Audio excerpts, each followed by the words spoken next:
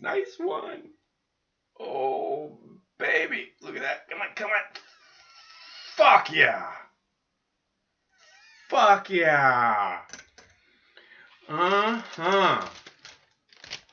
Yummy. All right, so what were we doing? Oh, right, I was going to click this button, and then I was going to click that button. I'm going to click all of your buttons. I didn't do that. Don't yell at me. I didn't do that. I didn't do it. Is that what you're trying to do? All right. No, no, no, no, no. There's my Boo Bear. Hi, my Boo Bear. How is my Boo Bear?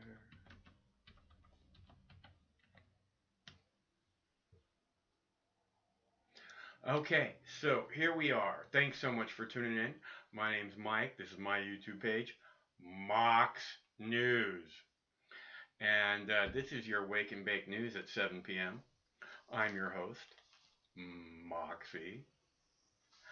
And there's my Boo Bear, and he's my beautiful baby.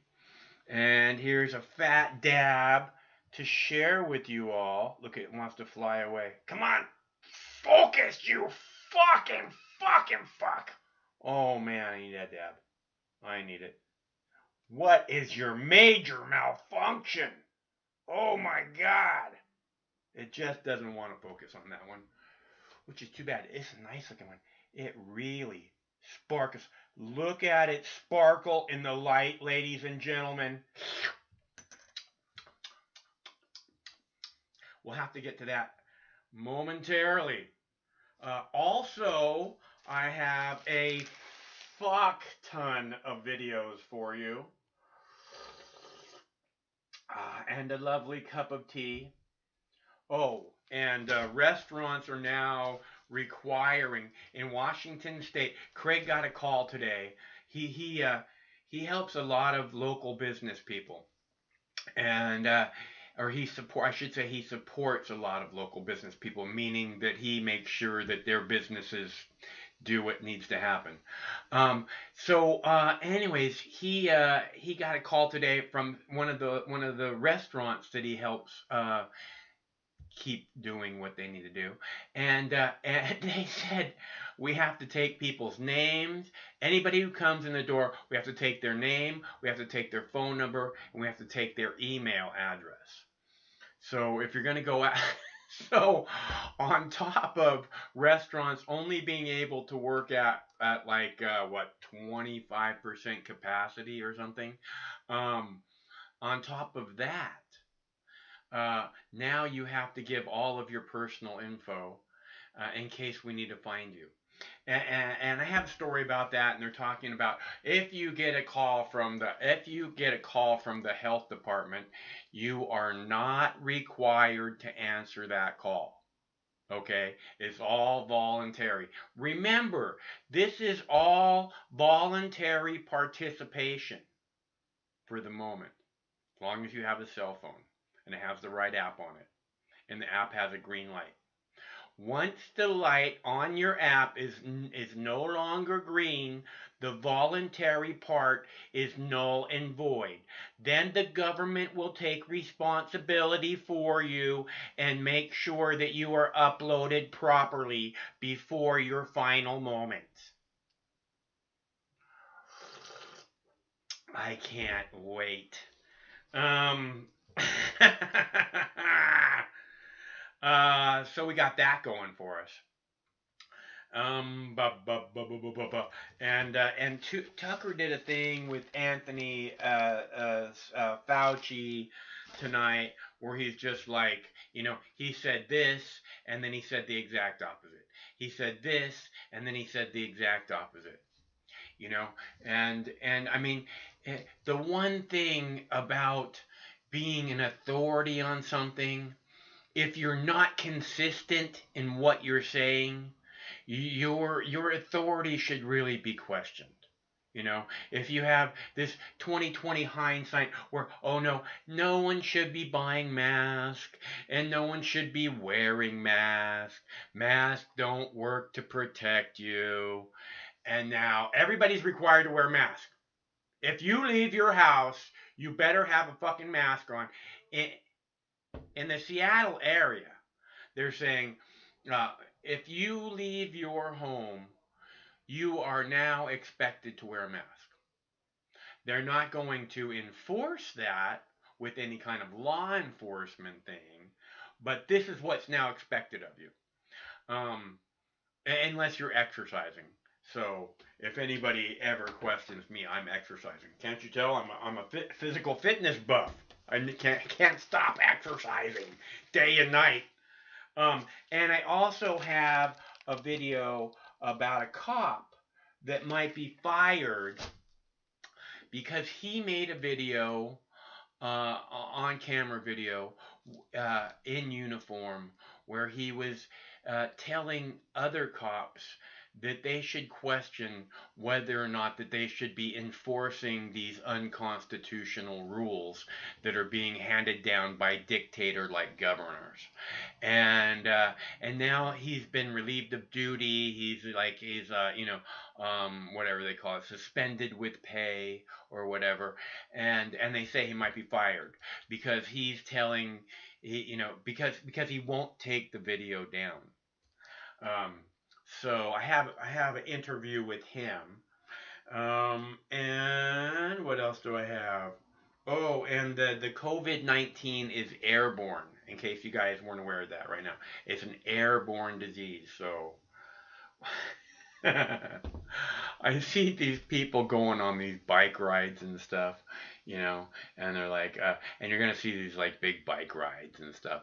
And anything where people are like jogging one behind the next, I mean, this stuff is airborne, right?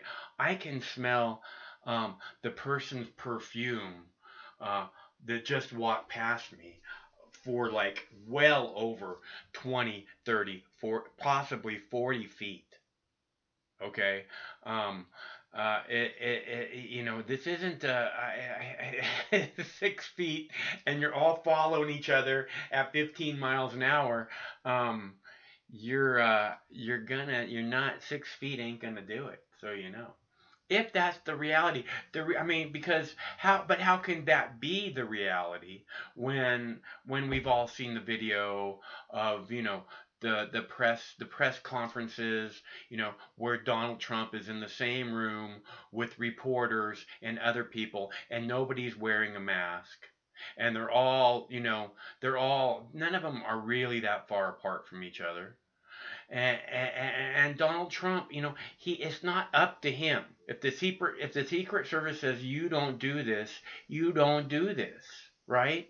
So it's really weird, or at least what I'm saying is there's something going on that we're not being told about. Hello, caller. Hello, Michael. How are you this evening? I am good. How are you? Who is this? This is Joe from Pennsylvania. Hey, Joe. It's good to hear from you, man. I am good. How are you? Good to talk to you. I'm very well, thank you. Right on. No, I was curious. The face coverings are now required, apparently, in Washington State. Well, in the Seattle area, they're telling you that if you leave the house, they want you to be wearing them. They expect you to be wearing them, but they're not going to enforce that you wear them. Well, that's cool, but I mean, for like what purpose now are they requiring it? Right. 6 months later. Go ahead. Yes. That was my point, actually. We've already been in this for like 5-6 months. anybody who could be exposed to it already has. So now it just seems kind of like a delayed reaction. Right now they're wearing face masks at the White House, Yeah. and the purpose of it. Craig sent me a article yesterday, and I'll pull it up in a minute about how face masks make you more afraid, and face masks make you angry, and that's the point. I mean, again, the title of the show yesterday was, fear leads to anger, anger leads to hate, hate leads to suffering. I mean, and this is what they want. They they want you afraid, and what I'm telling you right now is that people everywhere wearing face masks is going to make you more afraid than you're willing to admit. Go ahead, Joe. Well, I mean, it makes you distrustful of other people too, because Yeah. like I went to the store today. I went to the liquor store. I went to the grocery store, and I don't wear a N95 mask or anything. Because it's policy. I throw on a bandana over my face, and I feel like I'm about to go and rob a stagecoach or something. Yeah. It breeds distrust, and but there's no logical medical rationale behind it. I agree. Because Go ahead. yeah, I mean we're already 5 or 6 months in, and now like in Pennsylvania where I live, Tom Wolf, our governor, last month, 3-4 weeks ago, suddenly decided, well, now we're going to have face masks. Everybody has to wear face masks. And the first thought I had was, why now? I mean, there's no reason for this whatsoever. Everybody has already been exposed to this who could be exposed to it. So what's the point? The point is that you're not buying into the fear enough. You people are going out, and again, nothing's going to ratchet up the fear more than if everybody's wearing face masks. It's like you're saying. It's like you're afraid of each other. That's what the face mask symbolizes. It's the face mask itself symbolizes fucking fear. Well, that, and it's a symbol of our new subjugation. Honestly, I mean, it really is. It's the symbol of us being subjugated. I hear you. I think this thing where it's submit to what we say. The only thing about it for me is that it's working better than I would have expected it to work. But I'm telling you, we went out on Saturday and there was a million fucking people on the beach, and none of them were wearing fucking face masks. That's awesome. And were they 6 feet apart? No, Except man. when they were grabbing I'm telling you, groceries? they could not have been more people on the beach when we went there. What just isn't possible. So it was life as normal. Hmm. As it should be, yes. And the day after that, and the day after, oh, you all have to start wearing face masks now because you're not afraid enough. That's the only reason. Get it in your head. Yep. As soon as you're afraid enough, then as soon as you're afraid enough to be willing to take our fucked up vaccine, then you can stop wearing the face mask. Hey, Mike, one more thing you might mention is the parking lots at all the parks. Remember, they were all closed and everybody was parked out on the streets. They're trying to keep them off, but they're not. Yeah, they're trying to keep them like there was a couple of parks we went to that have giant parking lots, and there's nowhere to park because they have like them just blocked off. You can't even get to them, so the people are parking on the streets and everything, and it's not stopping them from going into the parks. And that's excellent. I mean, that's people really need to remember that we're only 2 months into these lockdowns, 2 or 3 months into these lockdowns. We've totally changed our entire way of life in the course of 2 or 3 months. That is eerie. Well, before I went, just before I came out to do the show tonight, there was a thing on the news, and they say, now that nothing in our world looks the same, and I just started fucking laughing out loud, man. Like, what the fuck are you talking about? I mean, Yep. The only thing that doesn't look the same is that you have people fucking terrified out of their minds. Other than that, everything looks exactly the fucking same. Okay, and Yeah. here's the point that I'm making. I've been in a car full of people on a busy freeway, and we saw a giant UFO, and the people in the car started freaking out, right? And the first thing they did was they pulled off the freeway and pulled into a Safeway parking lot, and the guy that was driving went to the trunk and started loading a shotgun that he had in his trunk, like he's gonna start taking out alien invaders. And I said, dude, look around you. Is there something going on? Do you see something, that we have to deal with right now in this moment? And there's nothing, okay? It's the same fucking place it's always been. Now that nothing looks the same, now that the world will never be the same.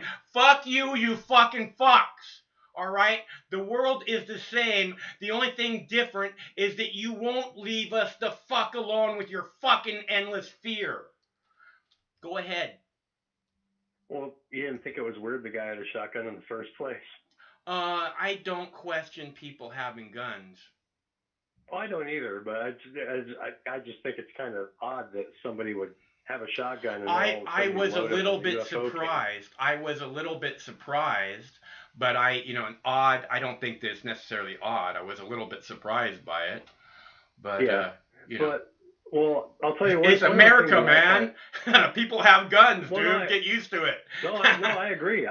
Dude, I've got several of my own. I'm just saying that it wasn't until they started loading it after the alien spaceship arrived that it became an issue. But you have to and there was a girl in the car, and she was my girlfriend at the time, and she was crying hysterically, and she's saying, "What if I never get to see my mom again?" Right? And I'm like shaking her, saying, "We're fucking 5 miles from your mom's house. I will walk you there with my hand in yours the whole way and fight off all the aliens if that's what we gotta do, baby. Don't worry, I'll get you there."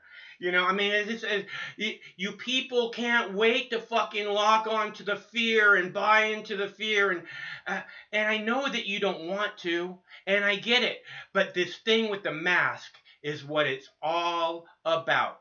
Is that you're not afraid enough, so we have to make sure more and more and more of you are wearing masks so that you are constantly reminded that there is a bird box monster and it's gonna get you if you're not wearing your fucking mask, okay? Well, it's not just the mask, though. I mean, it's the propaganda on top of it. I can't tell you how disgusted I am every time I see a commercial come on, and they always say, in these uncertain times, the people on the front lines, fighting for your freedom. It's like, dude, I'm out of work right now. I'm a fucking bartender.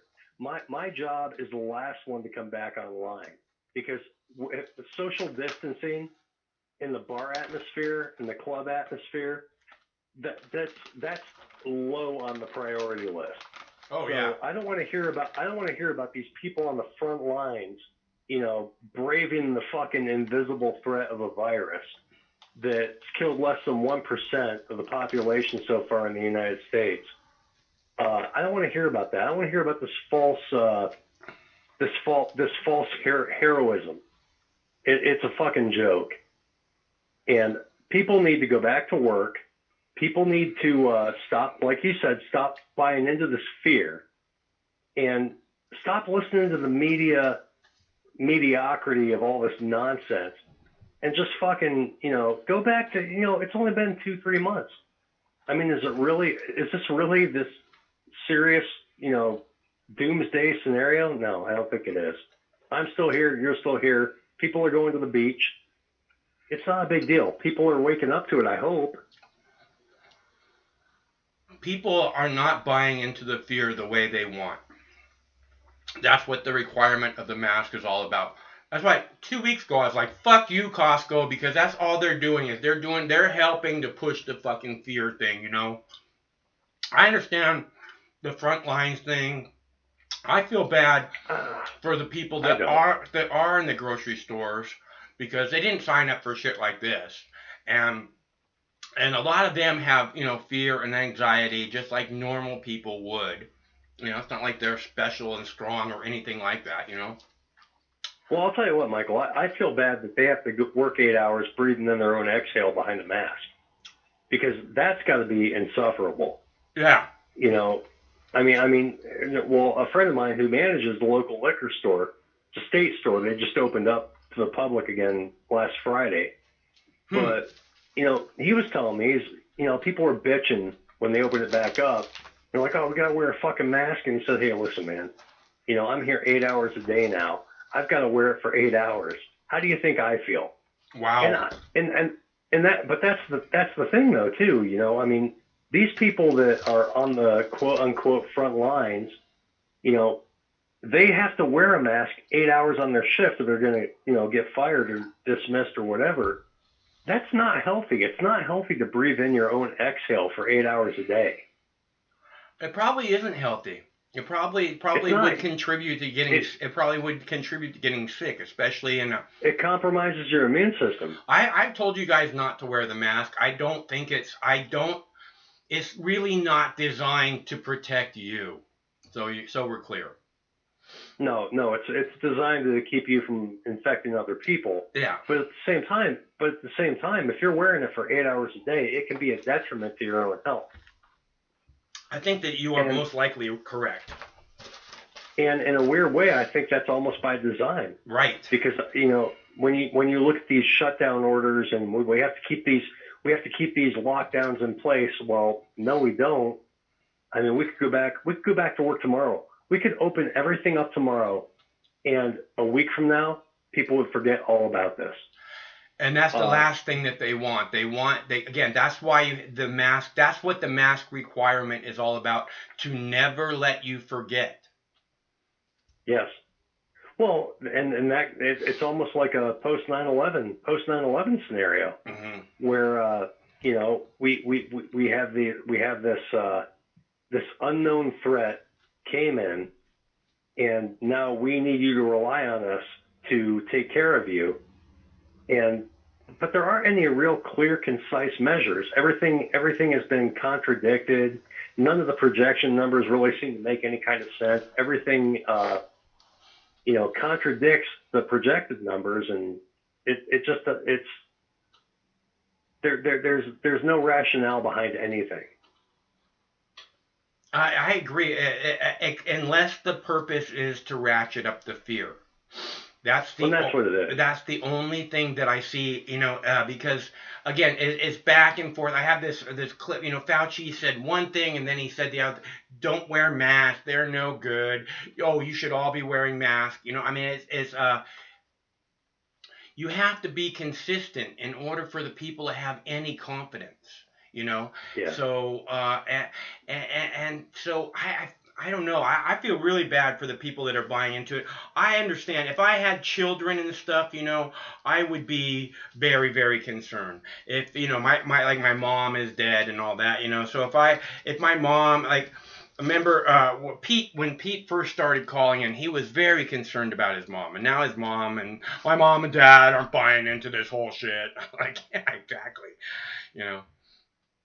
Well, and the thing is, though, too, if your parents are elderly, they should be concerned. They should be the ones to hunker in place, hunker down and shelter in place, because they're the ones who are most susceptible. And any rational person in a compromised age group would do that.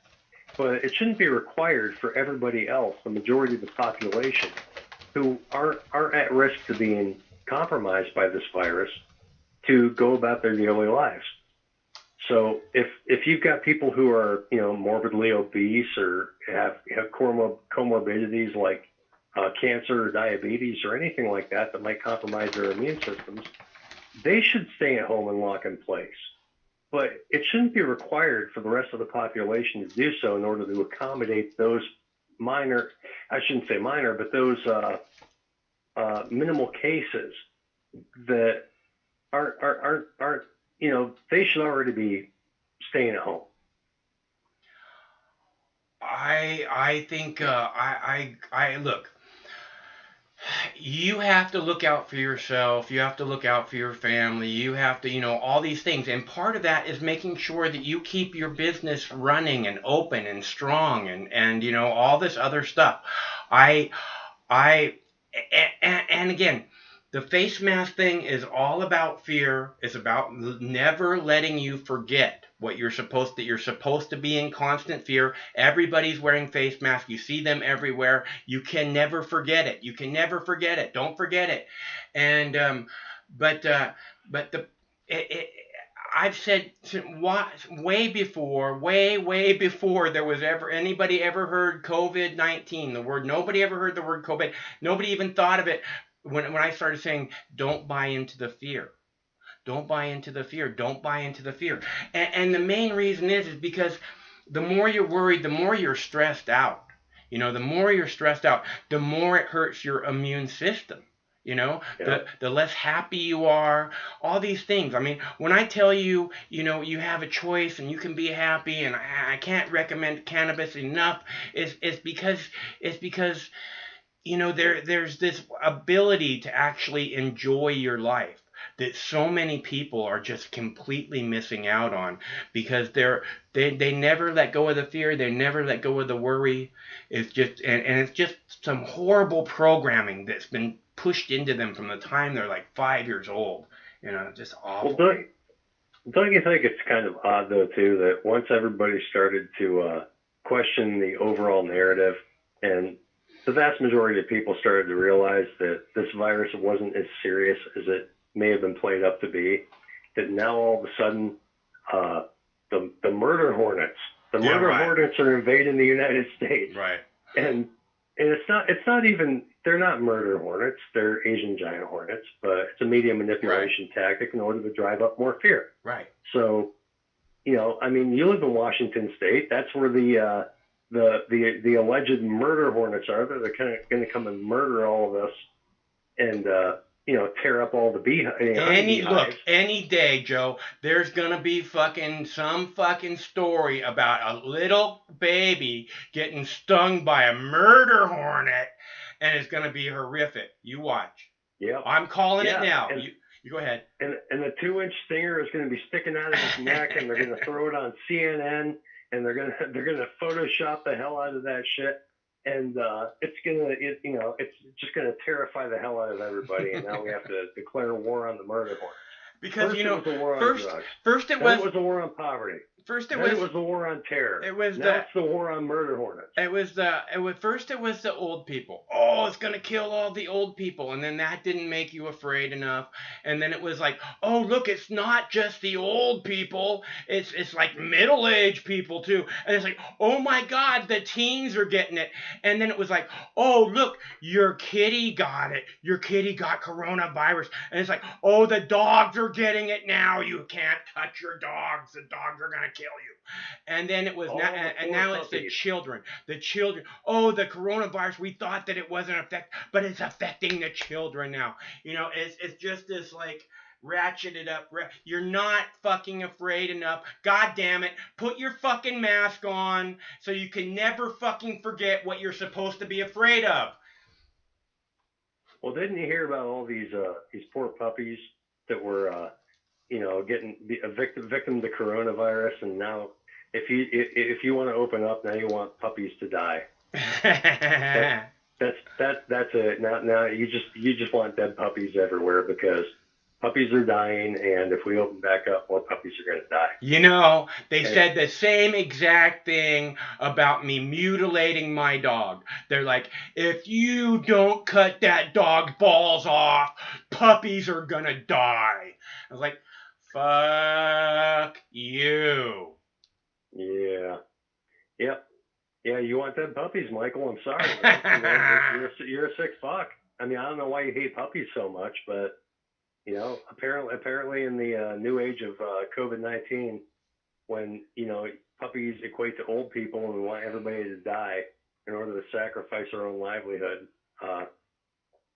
that's the new normal.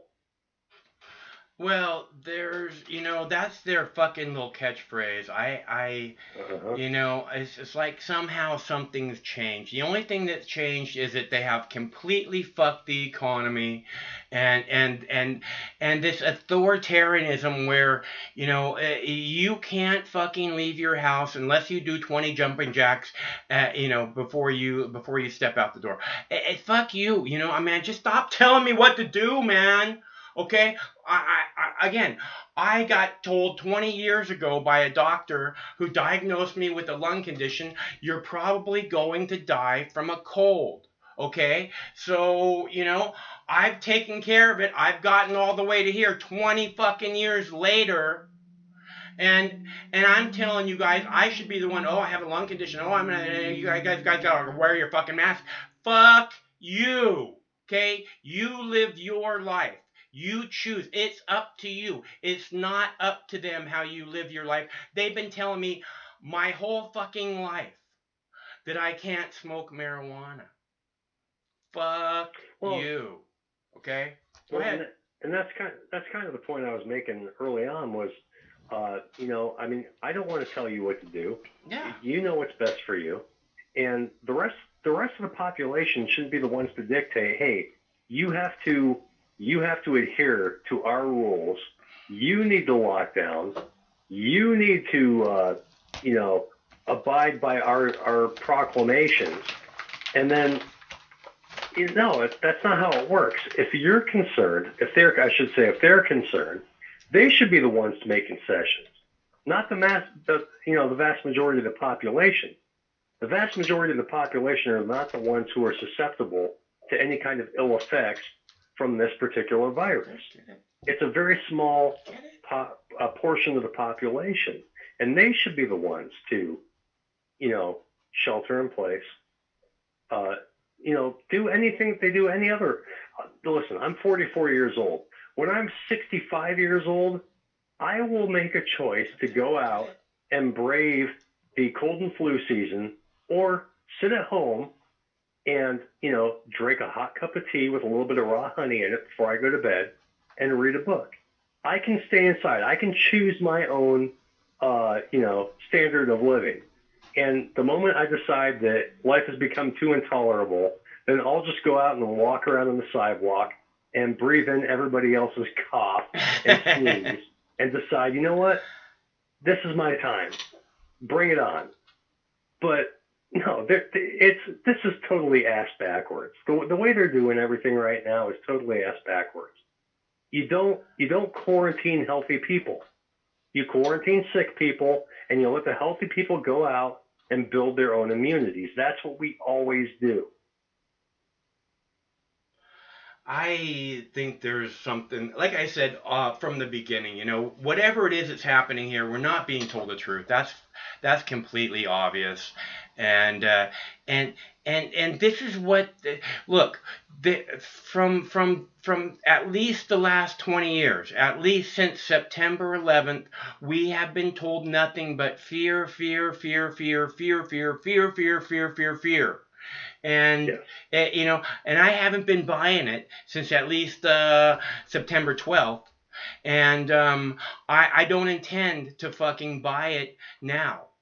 Okay, so well, why should we though, Michael? Yeah. I mean, this isn't the first time that we've had a viral outbreak. We had one in 1957. We had one in 1968. Each one of them killed over 100,000 people in the course of the flu season, and they never shut down. We never even hear about that. But now all of a sudden, we've got this new case, and we're taking these drastic measures that they're unprecedented. We've never done anything like this. Yeah. Even post 9/11, even 9/11. 9/11 was under the radar. Patriot Act was under the radar. We didn't find out about it until months after. We're dealing with this shit in real time, and and that's what concerns me is people are so willing to just buy into this fear. And it's like, listen, haven't you learned anything in the last 19 years? Just 19 years. We've seen this play over and over again. Well, look here again. what I see is a lot of people that aren't buying into the fear. You know, I mean, that's truly what I am seeing. And I mean, when I talk to the majority of my neighbors, you know, they're, I don't want to say overwhelmingly not buying into the fear, but they're like, yeah, this fucking bullshit, you know. Well, and I see people on, you know, on that fine line of the fence though too. I see the people that don't want to hear it. They're just like, yeah, okay, you know, whatever. And the other people who are like, yeah, no, it's bullshit. But there isn't the vast majority of the people I talk to, they they don't really see it for what it is. They're just kind of moving along, dealing with it. And you know, if something crazy happens, then maybe they'll say, yeah, this is crazy. But I don't see people being as reactive to it as they probably should be. What do you mean by probably should be? Well, I mean, as far as you know, the fear driven propaganda, they just Oh, don't seem to be. Well, I mean, one way or the other, either they're not buying heavily into it, or they're dismissing it. I think that a lot of people are not necessarily buying into it, dude. I think like I think that they've watched this fucking shit with you know the Russia thing, you know, Hmm. and the media just, I mean, they can't be more full of shit. The politicians can't be more full of shit, and the people are just like. Boy, we've seen this story again and again, man. When is this fucking fear shit gonna stop? Although I agree, you know, they're trying to be responsible and shelter in place or whatever it is that they're supposed to be doing right now. And then they did this whole thing with the fucking, oh, we got to buy up all the toilet paper, which was really fucking weird, you know. Yeah, it turned into a rare commodity. Toilet paper. Who'd have thought? Yeah, I mean, You know, well, I was buying gold. I should have been buying toilet paper. I don't. I mean, you know, that was like I said. That just isn't on my list, so I wouldn't even have thought of that one. But it you know it's I don't think that they're overly buying into it, but I still hear them. You know, I hear the chatter says, "Oh, food shortages are coming.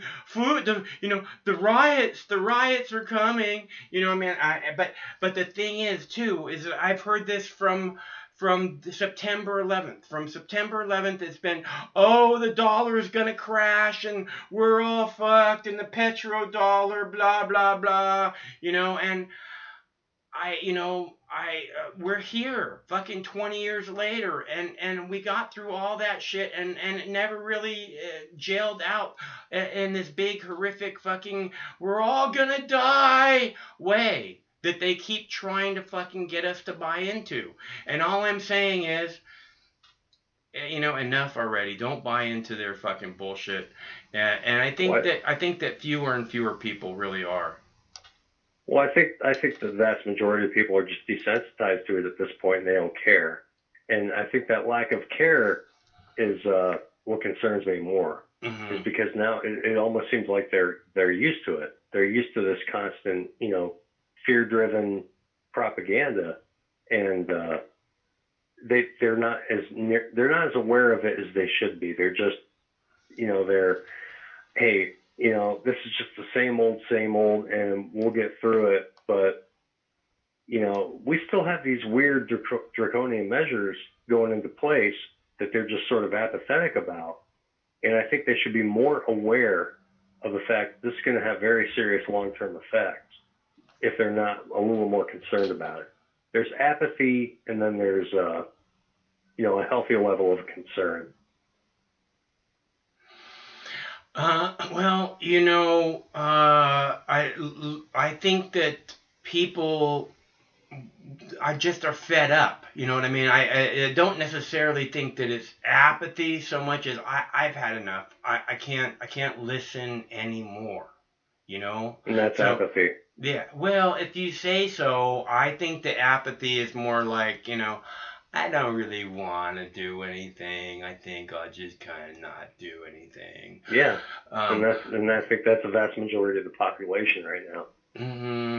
yeah, well, They're going along. They're wearing their masks. They don't want to, but they're doing it because hey, this is how it is now. This is the new normal. I don't want to wear it, but I'm gonna wear it, and that's just how it is. It's a strange little hole we've gone down. Um, I think I have an article pulled up here. It says your mask is making you meaner, dumber, more afraid, and less safe. Craig brought this to my attention a couple days ago, and this is what I've been saying all along. What I've been saying all night long. More afraid. Your mask. The reason for your mask is to remind you never to fucking stop being afraid. And it's also to sort of acclimate you into conformity. Yeah, I agree too. You all look the same. You are all the same. You might have a little nuance. You might have a little shamrock or a rainbow or a dolphin on your mask that makes it unique. But when it all comes down to it, I'll tell you what. When I first saw the masks, one of the first things I thought of was Pink Floyd's The Wall, the movie. When all the kids are when they're all marching in the line and around the headmaster before they get dropped into the meat grinder, and they're all processed. They're all wearing the same mask. They all go into the system unique. They all have a very unique way about them, and then they have their uniforms and they have their masks, and they are all conformed, and then they're dropped into the meat grinder and processed. And that's what I thought of when I saw these masks. Was it's like we're all conforming into this weird homogenous system where we can't differentiate. We can't be individuals anymore. We're all part of a system. It's a great album. It's one of the greatest albums ever.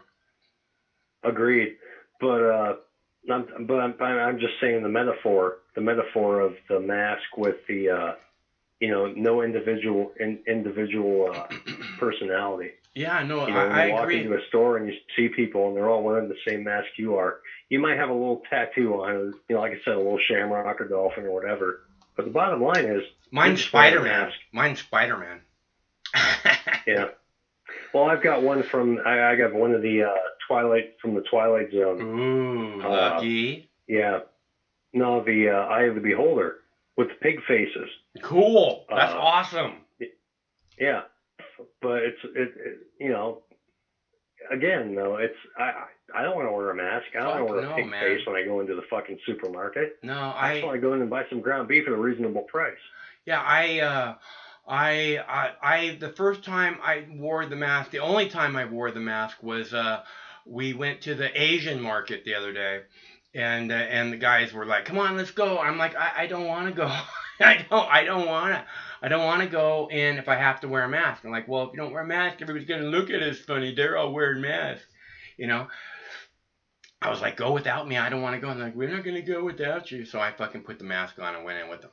But that's the only time I've done it, and I'm not doing it again unless I have to go get food, and they won't let me in the store to go get food. Yeah, well, like I said at the beginning, my default mask is I throw a bandana on my face. Yeah. And the only reason is because you have to wear a mask. Right. Is what they say.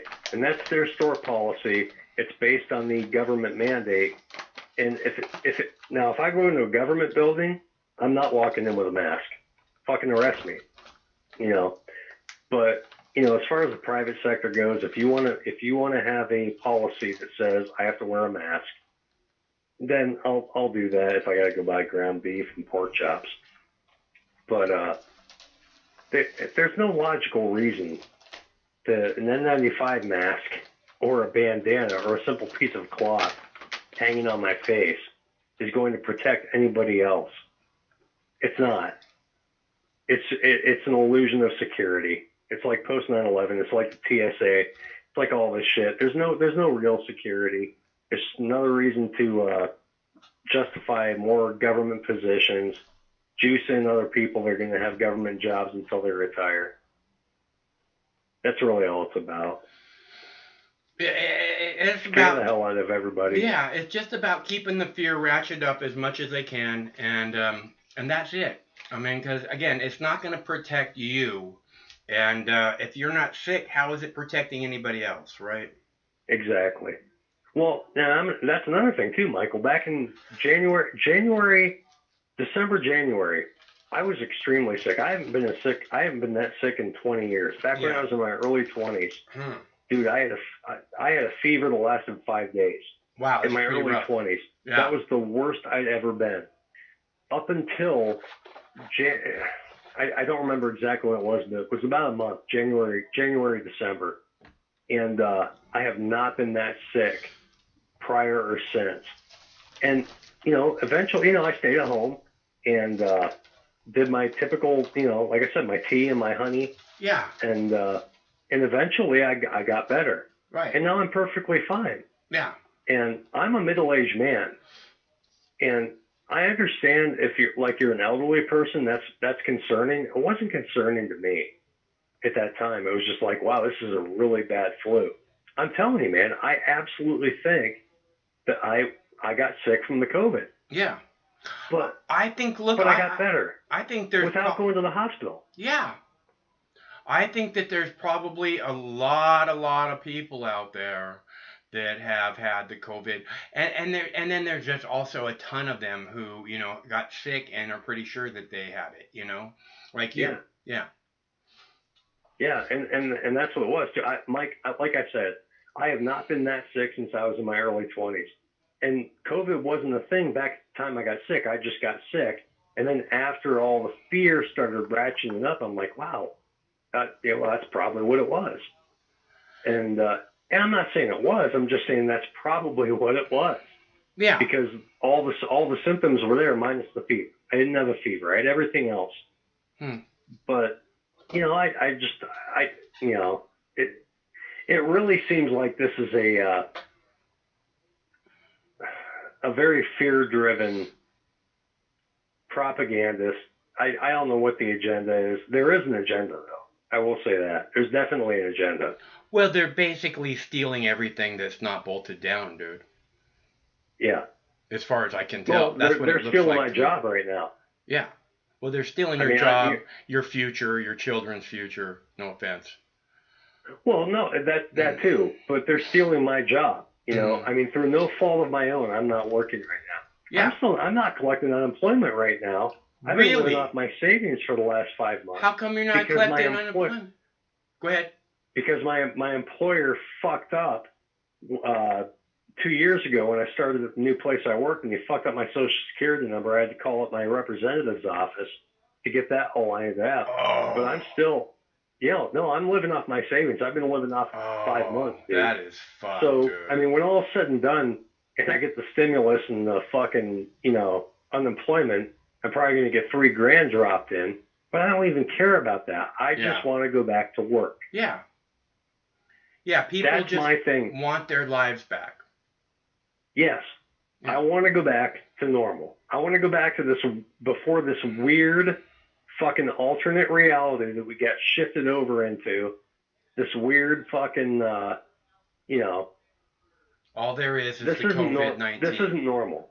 And look, they're acting like all there is there's nothing else but COVID-19. That's the only information you need, And then they go, oh, like look, the Major League Baseball has a plan to open up by June. I'm like, fuck. People go out. Who cares about that? People go no, exactly. But I mean, people go out to live their life, and they say shit like yesterday. I played a clip from the evening news, ABC Evening News, where it came on right before, and they're like, horrific scenes of people singing and dancing. And I'm just like, what the fuck are you talking about? horrific scenes. Horrific people Go to having fucking a good time. go to fucking Syria, you stupid cunts. You want to see some fucking horrific scenes paid for with your tax dollars and Yep. brought to you by your fucking bullshit propaganda. Oh my God. Yeah. How horrific that people are, disco dancing.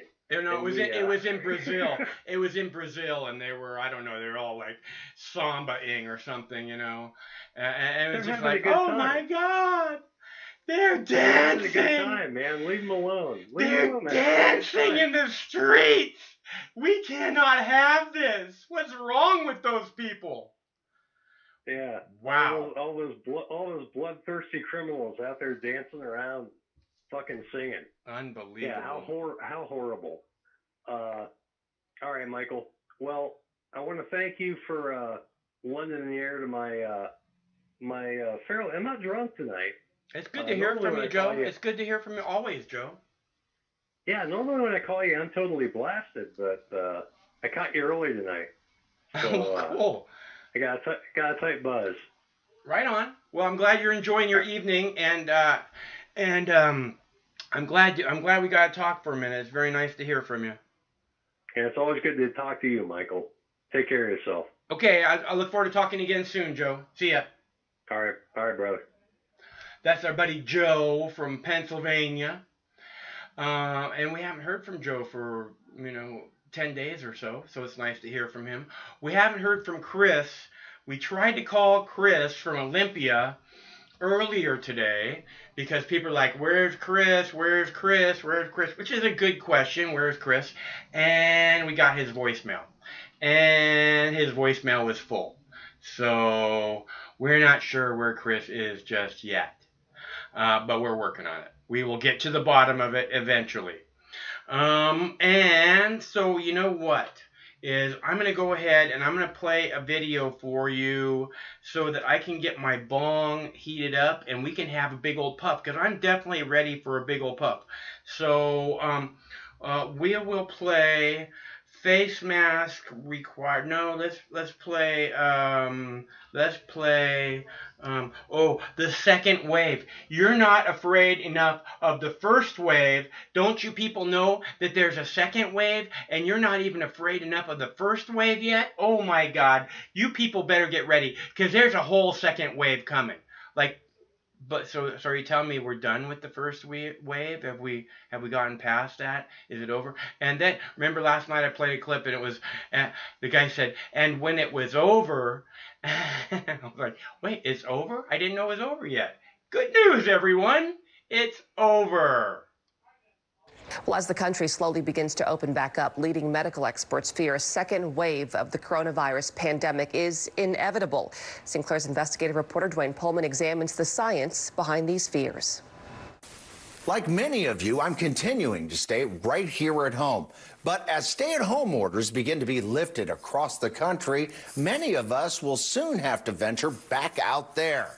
And that, top doctors say, all but guarantees a second wave of COVID-19 cases. After months of empty streets and sheltering at home, End this darn shutdown. It's unconstitutional. growing calls to end lockdowns have triggered a slow reopening of the U.S. People stuck inside begin to wade out in public again. I've been cooped up for the last 7 weeks. But COVID-19 is still a threat. Even the nation's top infectious disease doctor fears the loosening restrictions in many states could trigger the so-called second wave of COVID-19. This is what Dr. Anthony Fauci said before he went into self-quarantine. There may be some setbacks. I mean, let's face it, this is uncharted water. Data specialists say the combination of loose restrictions and clusters of COVID-19 will likely bring a new spike. We think that for many states that are reopening, that there will be potentially an increase in the number of infections as a result of this reopening. As the overall curve of new cases is going down, hotspots continue to pop up across America. Last week, the New York Times published this graph showing a drop in the number of new COVID-19 cases in the U.S. since early April, when stay-at-home orders began. But that's not a complete picture. When the Times took the New York City area out of the count, the graph clearly showed the number of coronavirus cases across America continuing to rise. Yet the same sections of the country with increasing cases are easing restrictions. Dr. Ali Khan, CDC's former director of public health preparedness and response, told NPR's Morning Edition last week 90% of America is probably still susceptible to new outbreaks of COVID-19, which means, Dr. Khan says, a lot of separate outbreaks will feel like sort of a second wave coming. As states began easing restrictions, the Institute for Health Metrics and Evaluation at the University of Washington revised its model for deaths from coronavirus, now forecasting 137,184 people in the U.S. will die from COVID-19 by August 4th. That's nearly double the 72,433 that were predicted. But remember, these are predictions, so we can still change the future. If we continue to wear masks and practice social distancing, top doctors and health experts say that wave might not be so big. I'm Dwayne Pullman in Cincinnati.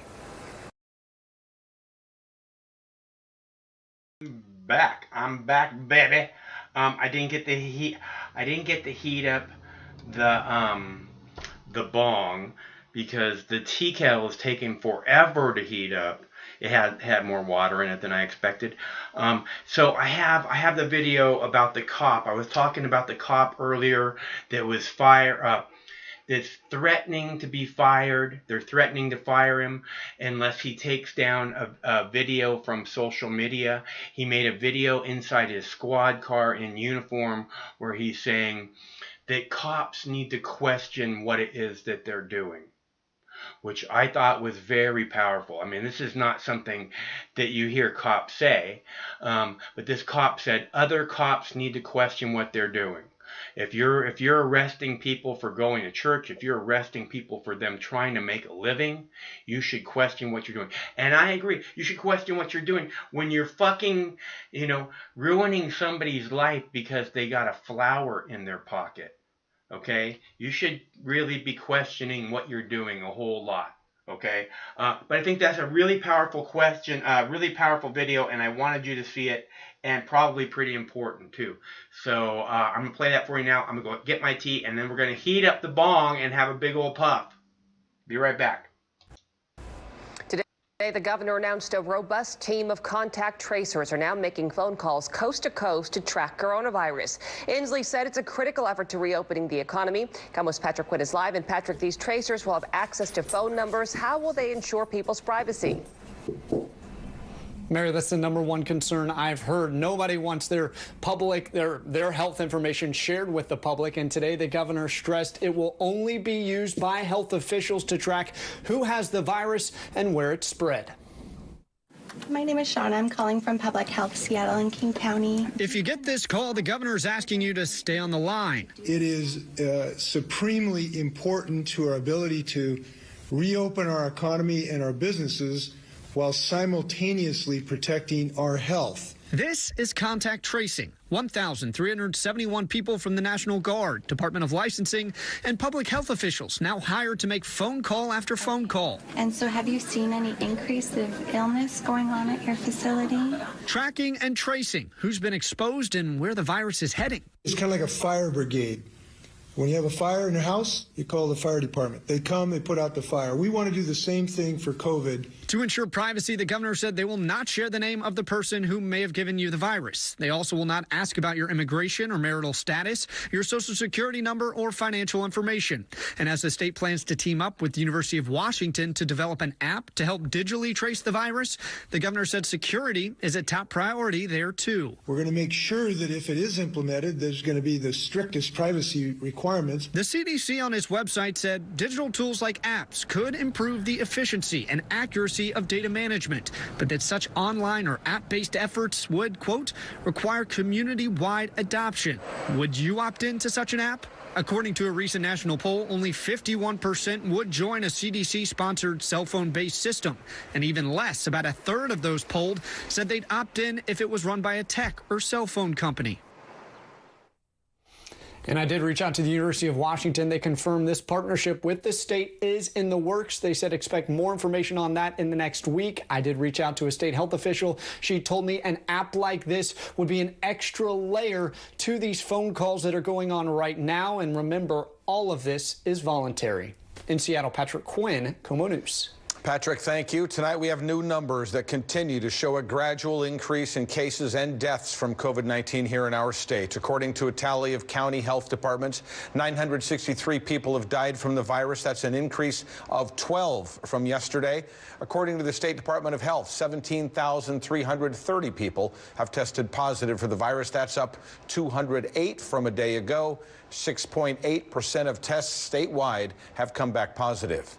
New data from the UW's Institute for Health Metrics and Evaluation show a jump in the number of projected deaths from COVID-19 in the United States. Just 2 days ago, the IHME predicted more than 137,000 deaths by August 4th. Today, it revised that projection to more than 147,000, which, by the way, is more than double the prediction from last April. Scientists say that's due in part to the easing of coronavirus restrictions in various states. Snohomish County officials say residents are doing a good job with social distancing, but new numbers there show the COVID-19 curve may be headed back in the wrong direction. Snohomish County has more than 2,700 confirmed cases and 120 deaths. Health experts say they saw a big decline in cases over the past several weeks, but now they say the numbers there have plateaued and are even going back up. And that just raises concern for ongoing transmission and possibly returning to greater levels of transmission, which would not only lead to more severe cases and hospitalizations, but also deaths. People are encouraged to wear face masks in public and closed spaces indoors, but for now, the county will not issue that directive. People from the street newspaper Real Change and others staged a protest against the Seattle Police Department's navigation team today in Ballard. They're upset because the SPD cleared 30 to 40 people from the Ballard Commons homeless encampment last week. Protesters say people shouldn't be moved when they have nowhere to go. The city said the camp needed to go because of health concerns. Public transit across the county has taken a huge financial hit from the coronavirus pandemic. Transit agencies here in the Puget Sound are projecting revenue losses in the multi-millions. KOMO's Kara Kosinich is live in Seattle with the financial fallout and the call for increased safety as well. Kara? That's right, Mary. So transit agencies from Everett to Tacoma are asking riders to put a face mask on before getting on the transit that they're using. But technically, it's not required because folks. All right, I don't care. Blah, blah, blah, blah, blah, blah, blah, blah. COVID-19, oh, it's hurting everyone, everything. Nothing's remained untouched. Nothing is the same ever again. Well, my dabs are the same. Big, fat, juicy, sparkly. Come on, you bitch. There it is. Oh, I don't know. That one looks kind of special. Ooh, it's so sparkly. Look how sparkly it is. Oh, it's so sparkly. Is it just me? Am I the only one whose mouth waters when I do that? Yummy. Almost ready. Almost ready. Hot. Is hot. Still hot. Still hot. Okay, and I still have that cop video, cop could be fired video. Oh, I have Matthew McConaughey talking about how it's not a political thing, whether you're like, you know, wanting people to wear face masks or whether you're wanting people to be able to go back to work, that it's not political. Well, depends on, you know, whether your governor's listening to you or not. Because if your governor's not listening to you, then it is kind of political. But I like what he's saying. I say that too. I see when I see protesters, it's not left or right. That's basically his message.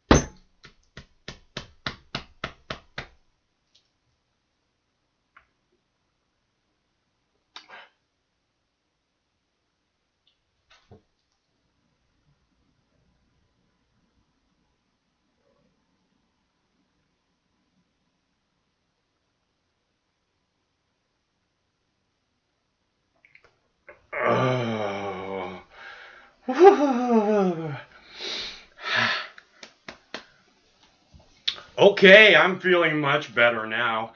I can play that cop video for you guys anytime.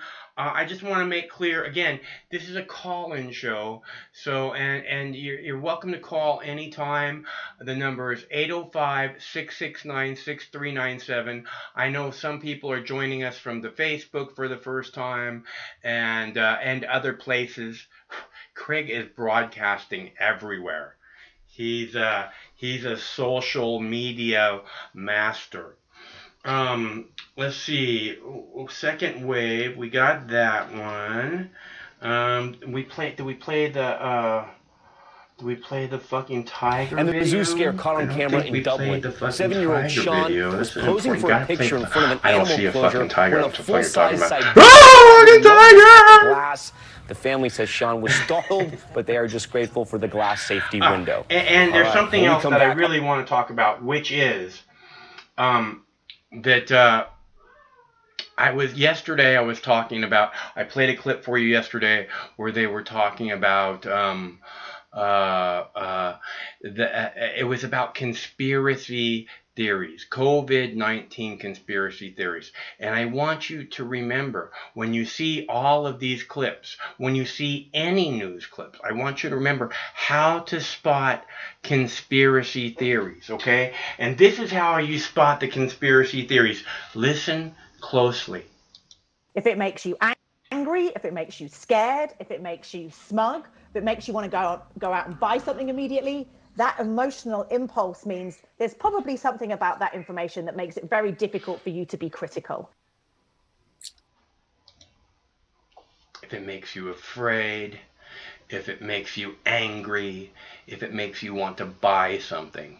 This is the entire purpose of the mask. Again, I showed you this article here. The mask. Okay, your mask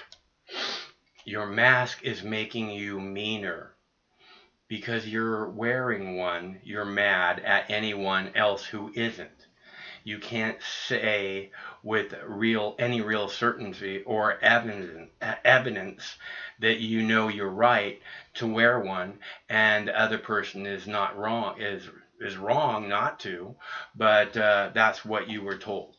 And you believe it. So your mask is making you meaner. Your mask is making you dumber. Your mask is making you more afraid. That's the article. That's the name of this article. Your mask is making you meaner. Your mask is making you dumber. Your mask is making you more afraid. And less safe. How is it making you less safe? Let's see how it's making you less safe. Your mask is making you more afraid. Again, what does this person say? You feel good about your mask because you believe you're making a positive difference. You're part of something bigger now. You're doing your part to help really beat this thing once and for all. That's how you feel. That's what you tell yourself. That's what you believe. But as human beings, we have something called subconscious. Your subconscious is where deeply meaningful impressions are forged psychologically. You're just trust me. When you see, nothing's gonna make you more afraid than seeing a bunch of people wearing masks, because it reminds you every moment of every day that you're outside. I don't want to go outside. Everybody's wearing masks. It's horrifying. I didn't want to go in the store because everybody was wearing masks. It's not that I didn't want to go in the store. It's, they said, oh, you got to wear the mask. I'm like, I don't want to wear a mask. So I didn't want to go in the store because I don't want to wear a fucking mask. I didn't need to go in a fucking store, But that's the thing. It's just this thing where you're never ending of it. And how is it making you less safe? Let's see what this person says about it. One of the cooler things about evolution is that nature provided a vaccine that's built in automatically. It's called herd immunity. Okay, so basically by sheltering in place, you're keeping the vaccine numbers growing because you're not getting the herd immunity, so we can move move forward past the COVID-19. You're keeping the threat of it alive but whatever. Look, I'm telling you, better safe than sorry. You don't want to, do something safe. If the mask makes you feel like you are protecting someone, but again, I'm telling you, it's all about generating fear. But you do better safe than sorry. You do what you think you should do. This is what I've always said, but don't buy into the fear. If for some reason you feel, that it's like the guys wanted me to wear a mask because they didn't want people looking at us funny. It wasn't because they're worried about my safety. They didn't want people looking at us funny. I was like, dude, you guys been standing next to me for like 20 years and you're not used to people looking at us funny? Come on, give me a break. You expect me to buy that shit? It's not that they're afraid for my safety or someone else's safety. They just don't want people looking at us funny, right? So, if you got to wear a mask because you don't want people looking at you funny, then I guess I understand that too. I completely understand it. I personally wear all kinds of things, including a 2-foot long beard and a haircut that hasn't been touched by anyone for 20 years. I haven't had a haircut for 20 years because I don't care how you look at me. How you look at me is completely insignificant to me, my life, and what it is that I'm trying to accomplish. Sorry if that somehow disillusions you. Did I mention Mox News survives solely on contributions from good people like you? What was I saying? Something about, airport screenings didn't work. Were they talking about that? No. COVID-19 is in the air. It's in the air. It's going to get you guys. It's in the air. We're not going to play that one. We're going to play the Matthew McConaughey clip because I know everybody loves Matthew McConaughey. So, and I actually liked what he had to say when he's saying this isn't political. It's not, don't boil everything down to left, right. When you see the protesters, don't boil them down to left, right. Because the only reason to attach a label like that is so that you can disregard everything that they're saying. And that's not a good plan. It's you missing out. It doesn't really work well. I would listen when people are talking and decide what you should do about what it is that they're saying. Ignore, move on, pay attention, show some interest, ask some questions. It's up to you. But don't just label. Just don't stamp a big old, is one of those nut jobs label on it so that you can just ignore that group, those people, that person.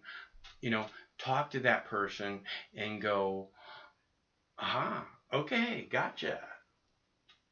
And then you'll know whether to move on or not. But these labels, it's especially with groups, and it's just not good. It's a shortcut that really doesn't work for you, and it's going to make you miss out on a whole lot of. It's going to make you. It's part of the programming, dude. It's part of the programming. We must fight the programming constantly. We must never forget about the programming. Joe from Pennsylvania was just saying, about the kids that go into schools and they're individuals, and then in the movie The Wall, you see them on the conveyor belt and they all have the exact same face. They all have the exact same face as they're down the conveyor belt into the meat grinder. Because this is what's happening. This is what's been happening. I mean, that album is like, what, 1979? Is that when that album came out, The Wall? So, maybe it's 1980, 81, I'm not sure. But somewhere right in there. I remember the first time I heard it, I just moved out of my mom's house and in with a friend who was going to college, and I signed up for some classes at the same place, and it was like this really cool new adventure, and we just got done burning a fatty, and he's like, oh, you got to listen to this, right? And he made me listen to the whole album. I was like, wow, that's really intense. And it's like, now and then he made me listen to it a second time, and he's like, and made me read all the lyrics. And I'm like, holy shit, dude, this is fucking, it changes you. So you gotta be careful with music like that. But it's really good stuff. Anyways, let's play the video about the cop who's gonna be censored, or who's being censored, being told that he might be fired if he doesn't remove a video from social media, where he's asking other police officers to question what they're doing. Okay, if you're arresting someone for going to church or trying to make a living, what are you doing? This is what the cop is saying. And he said it, he made the video in his squad car in uniform, and it really got some people pissed off, and I'm pretty sure you guys want to see that one. A Port of Seattle police officer is fighting to save his job tonight. He posted a controversial video on social media, calling on other cops across the country not to enforce stay-at-home orders. KOMO's Jonathan Cho spoke to him exclusively and joins us live from SeaTac with this Operation Crime and Justice story. Jonathan? Yeah, Mary, Greg Anderson is now on paid administrative leave, and he could be fired because he's refusing to pull down this controversial video. Now, just last week, this nearly 9-minute video was posted by Anderson. It's going viral, and it touched a nerve.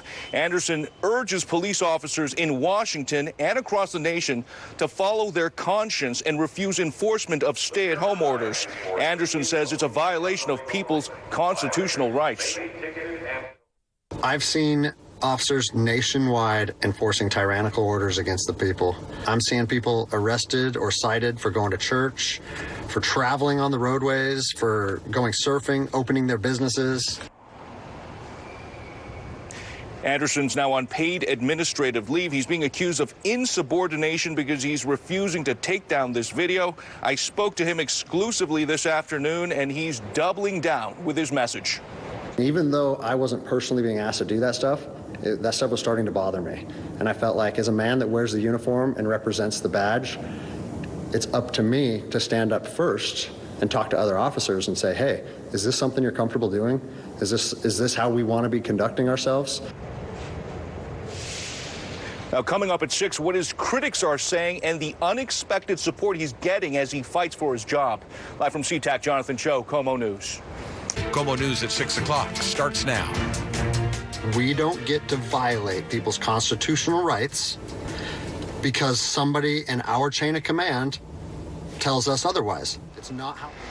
A Port of Seattle police officer is standing his ground, and it could cost him his job. He refuses to take down the video he posted, urging other officers to ignore the enforcement of stay-at-home restrictions. To be clear, no one in Washington has been arrested or cited for not obeying stay-at-home restrictions. Today, that officer talked exclusively to KOMO's Jonathan Cho, who has tonight's Operation Crime and Justice report.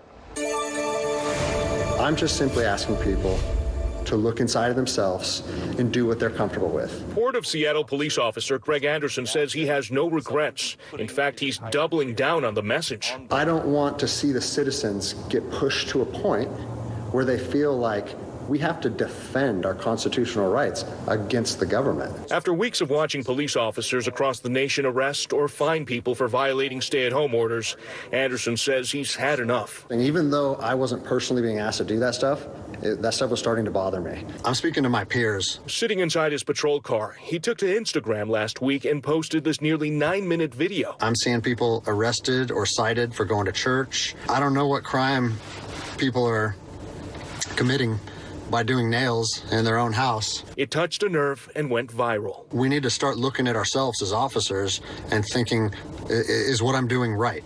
Even though enforcement hasn't really happened in Washington, Anderson says if it does, he's urging his fellow officers to refuse enforcement of stay-at-home orders. And that got the attention of his chief. I don't have a bad thing to say about the Port of Seattle. No one with the agency would answer our questions or give us more details, but sent us a statement saying the officer is currently on paid administrative leave pending investigation. The port does not comment on pending personnel matters.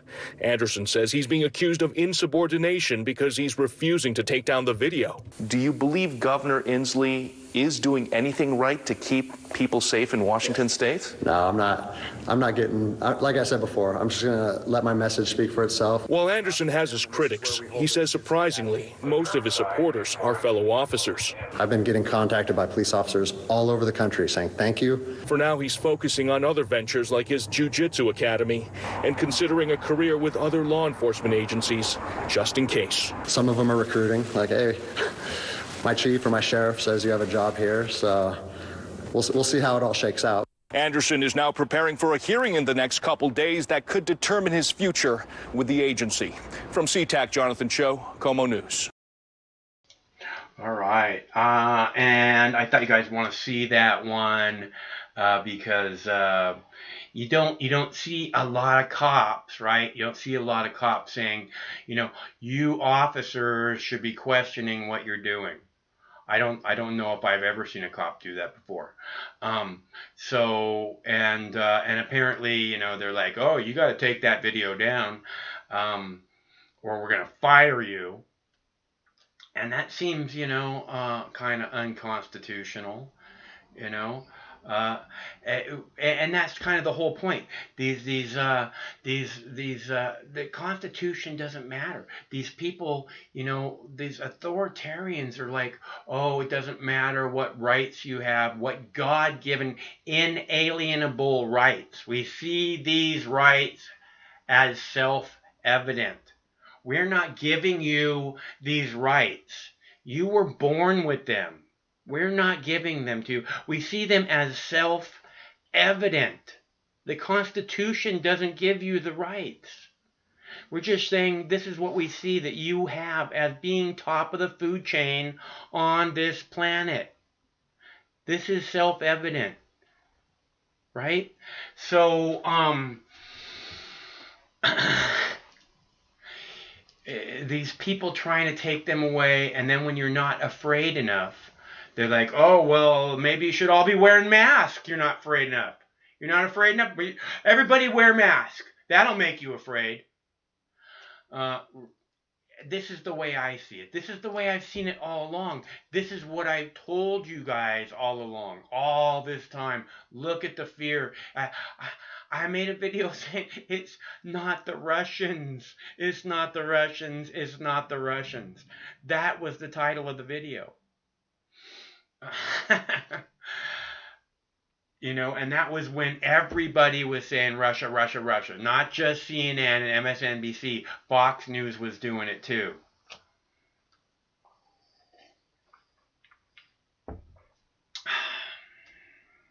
Not the Russians.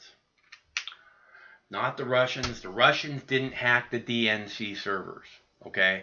And the reason that even Fox News wants you to believe that is because the truth is disgusting and twisted, and we're all part of it. Not you and I, but the disgusting media that covers up for the elite scum who just do everything in their power to piss all over the little guy, I guess,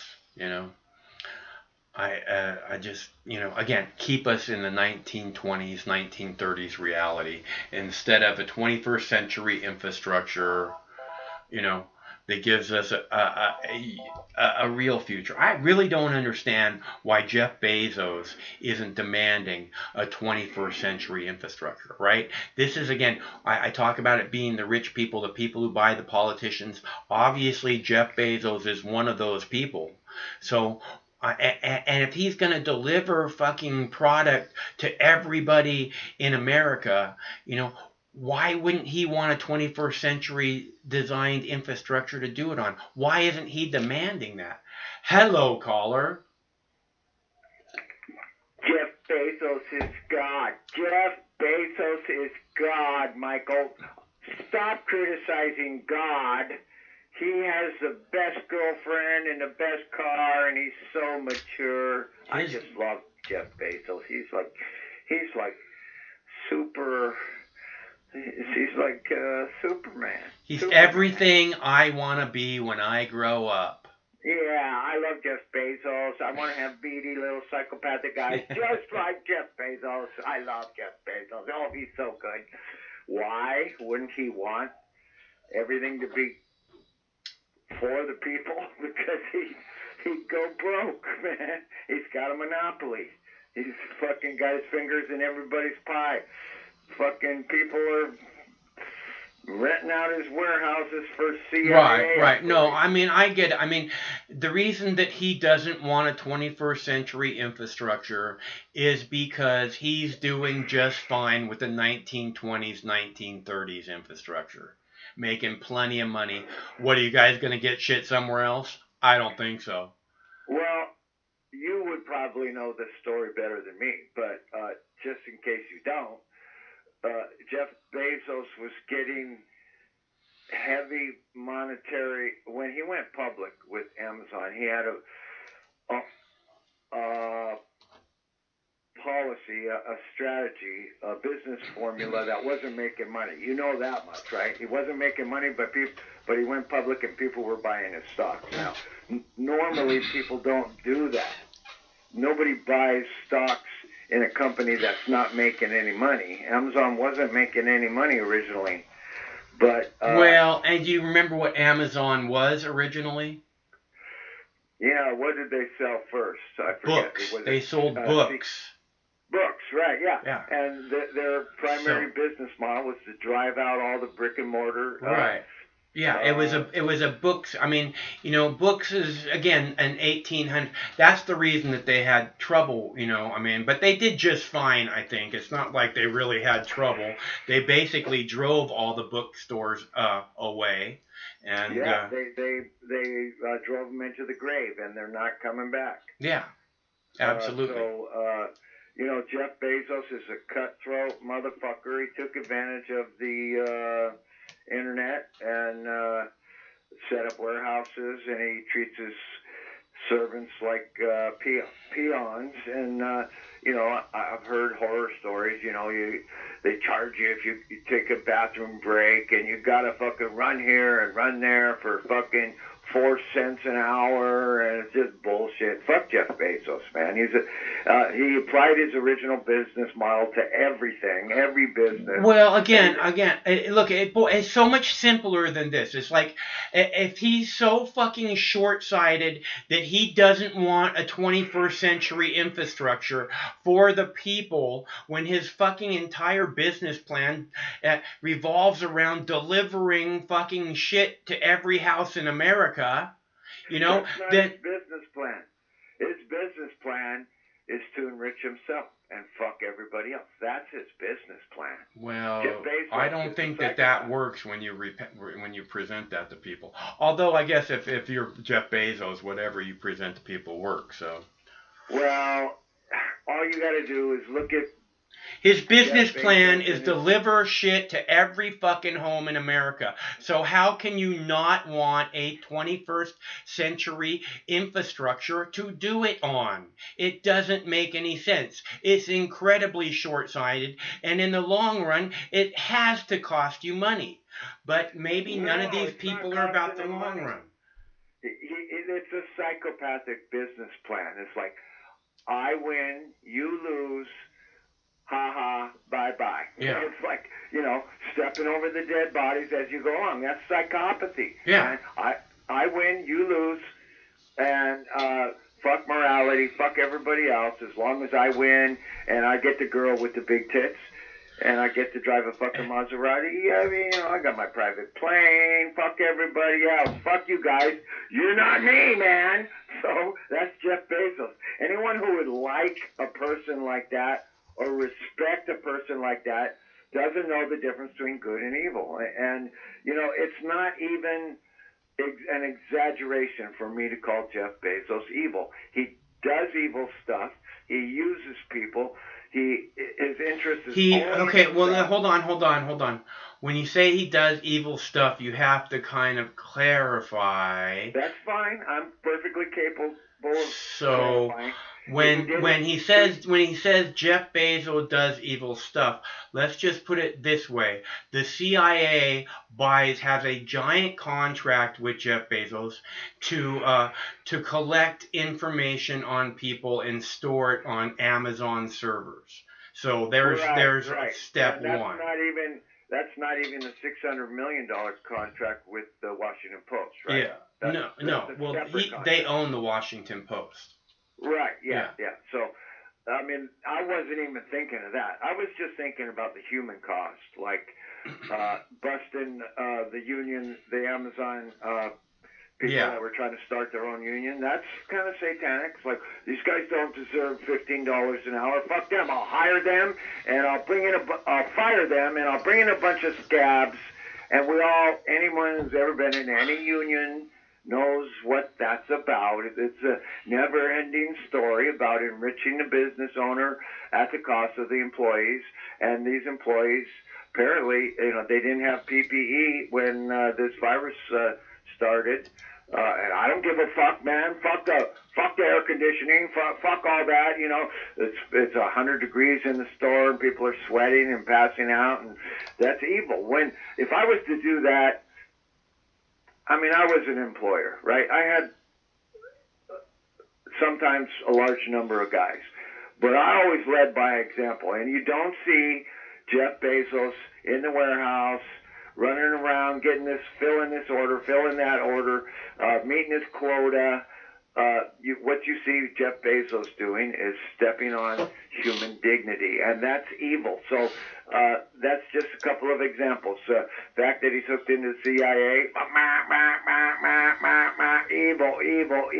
The fact that he's stepping on human dignity, evil. I wouldn't even give that guy the time of day. I'd probably throw a green. Well, when I point out that he's doing this thing with the servers, again, that's just this thing that he's doing against the American people, which is giving the CIA all this space the CIA is not even supposed to be doing shit in the United States. Okay, but Jeff Bezos gives them all these server space so that they can store endless fucking stuff on the cloud about basically personal information about Americans. That's what I understand. Everybody and everything, and they're probably able to break into our computers and get our passcodes and look at our private emails and everything else just because it's just Facebook. But that's just the beginning. I mean, when you look at the network that they've built, they have all their own planes and everything. So basically, when they're flying into whatever country, the CIA, they probably have CIA pilots. They probably have all kinds of shit like that going on too. So, I mean, if you're part of the CIA, you're part of the CIA. That's the way it works. It's like Michael Jackson said, they don't really care about us. And so what are we supposed to do? We're supposed to lay down and pretend that we don't have rights? You're not going to see me doing that. Jeff Bezos comes to my house with his big shot bodyguards and wants to fucking tell me he's my boss. I'll put a bullet in his fucking face. Fuck all the Jeff Bezos of the world, whether they're small-time crooks or big-time crooks like him. They're still crooks. It's we're on a losing side of a game here, and we got to get together with each other and organize and learn the same facts. And that same principle applies to this goddamn monster virus we're all experiencing. It's COVID-19, man! Hide! I'm not hiding. I'm not going to hide. I'll wear my little stupid fucking mask for 5 minutes while I'm in the store just so I can avoid problems. And then as soon as I'm not, the more I learn, the more I realize, the numbers are 0.2 or 3 as far as death rates go. So the whole thing is so overblown. You got to be a moron to believe it. You know, it's like I forget who said it, but somebody said the American dream. You got to be asleep to believe it. You know, it's like, fuck, man, I don't want to be asleep. You know, we're fucked, and we got to fight, and that's the basic principle we should all be operating from. He's operating from fuck you, you're the little guys, you don't matter, and I'm operating from we are fucked as a people, and we got to fight. And I think that attitude, if we can get together on it, is a winning strategy. But because we're not fighting. If we can get together, that we have the power.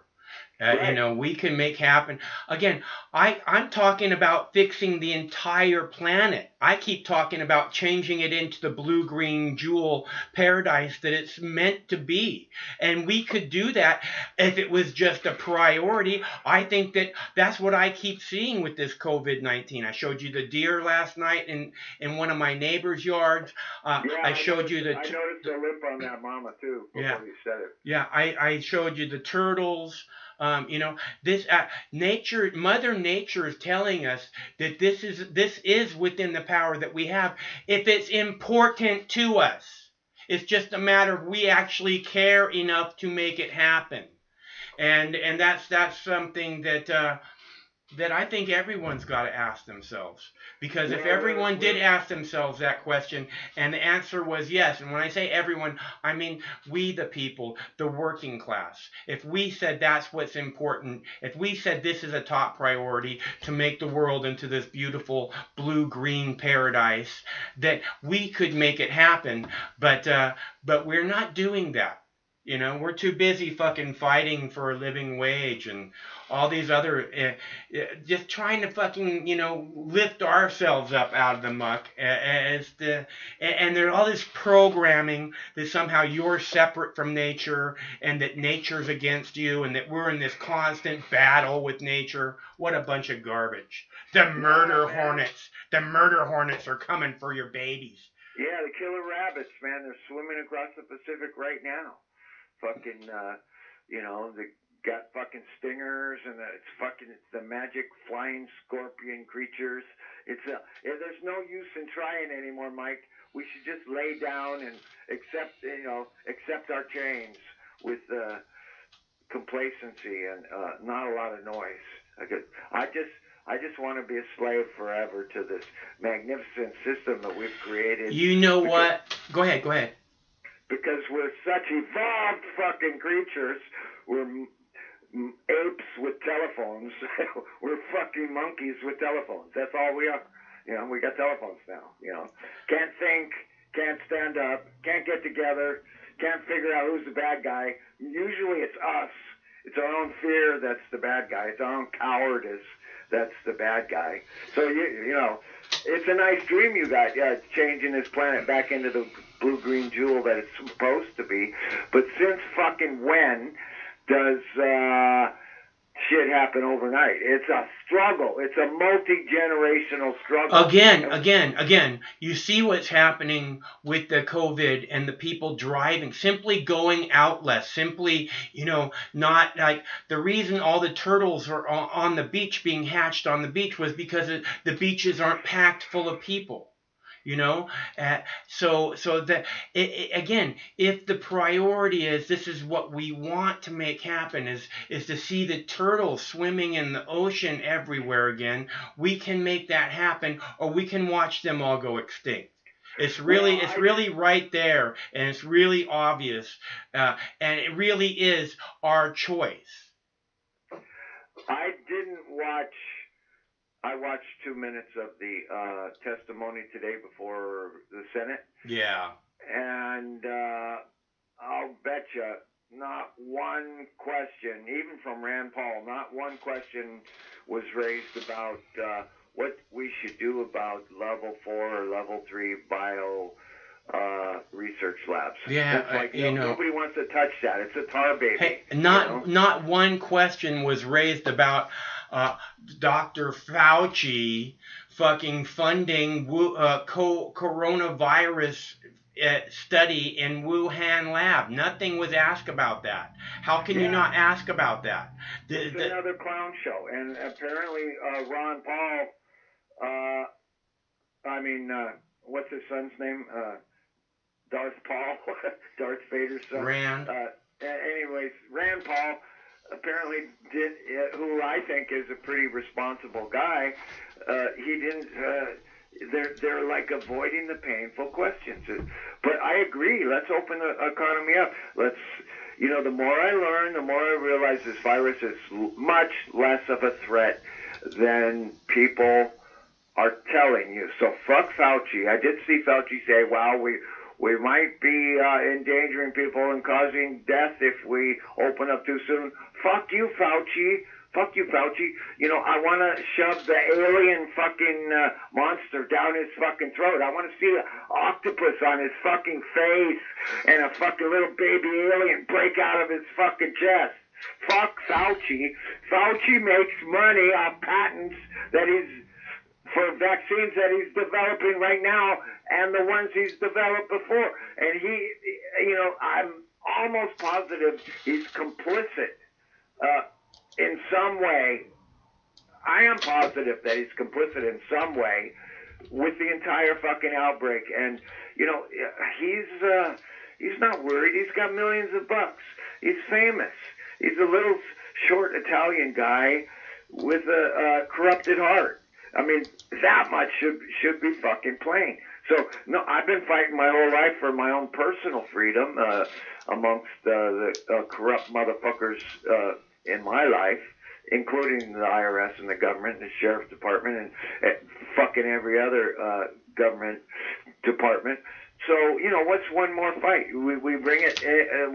We bring an international fight to these fuckers. And what's their strategy? Shut down every goddamn YouTube channel or video that doesn't agree with the official narrative. The official narrative is wrong. Okay, you got too many scientists speaking out. You know, the masks. If you see people wearing masks in cars or in a park or even outside a grocery store, that's useless. You do it when you're indoors, not when you're outdoors. I mean, it's common sense. You might as well be afraid of trees and clouds and little bunny rabbits. You know, oh, the COVID-19 bunny rabbit. Oh, no! Kill it! It's stupid. It's all stupid shit for stupid people. I ain't buying it no more, man. It's like the best hope we got is that we all get the virus, and half of us already got it, and we have no symptoms, and we move on because it's much less deadly than we're being told. And just the fact that they're jerking around with the motherfucking numbers tells you that. They are jerking around with the numbers. And what do you expect the hospital to do when they're going to make $39,000 off of changing a death certificate? You think they're going to pass up that $39,000? I don't think so. They get that from the government? They get that from the government or something? Yeah, every time they change a death certificate to COVID-19, they get $39,000 fucking dollars. They're not going to pass up that money.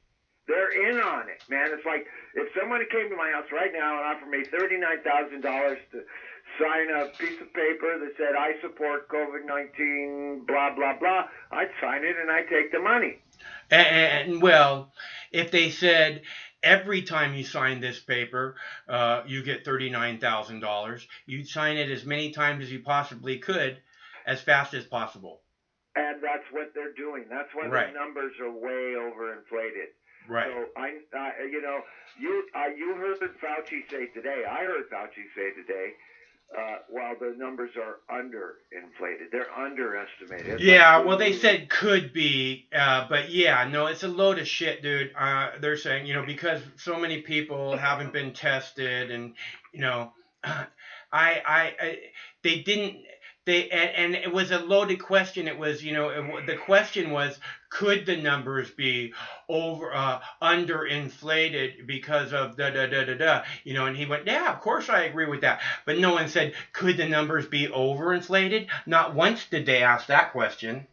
It seemed like all softball shit because nobody wants to catch the flack that I'm willing to catch face to face, person to person, on camera. I don't give a fuck. I'll catch all the flack in the world, and I'm a dumb fuck who has no medical background, but at least I'm doing the research and I'm learning as much as I can.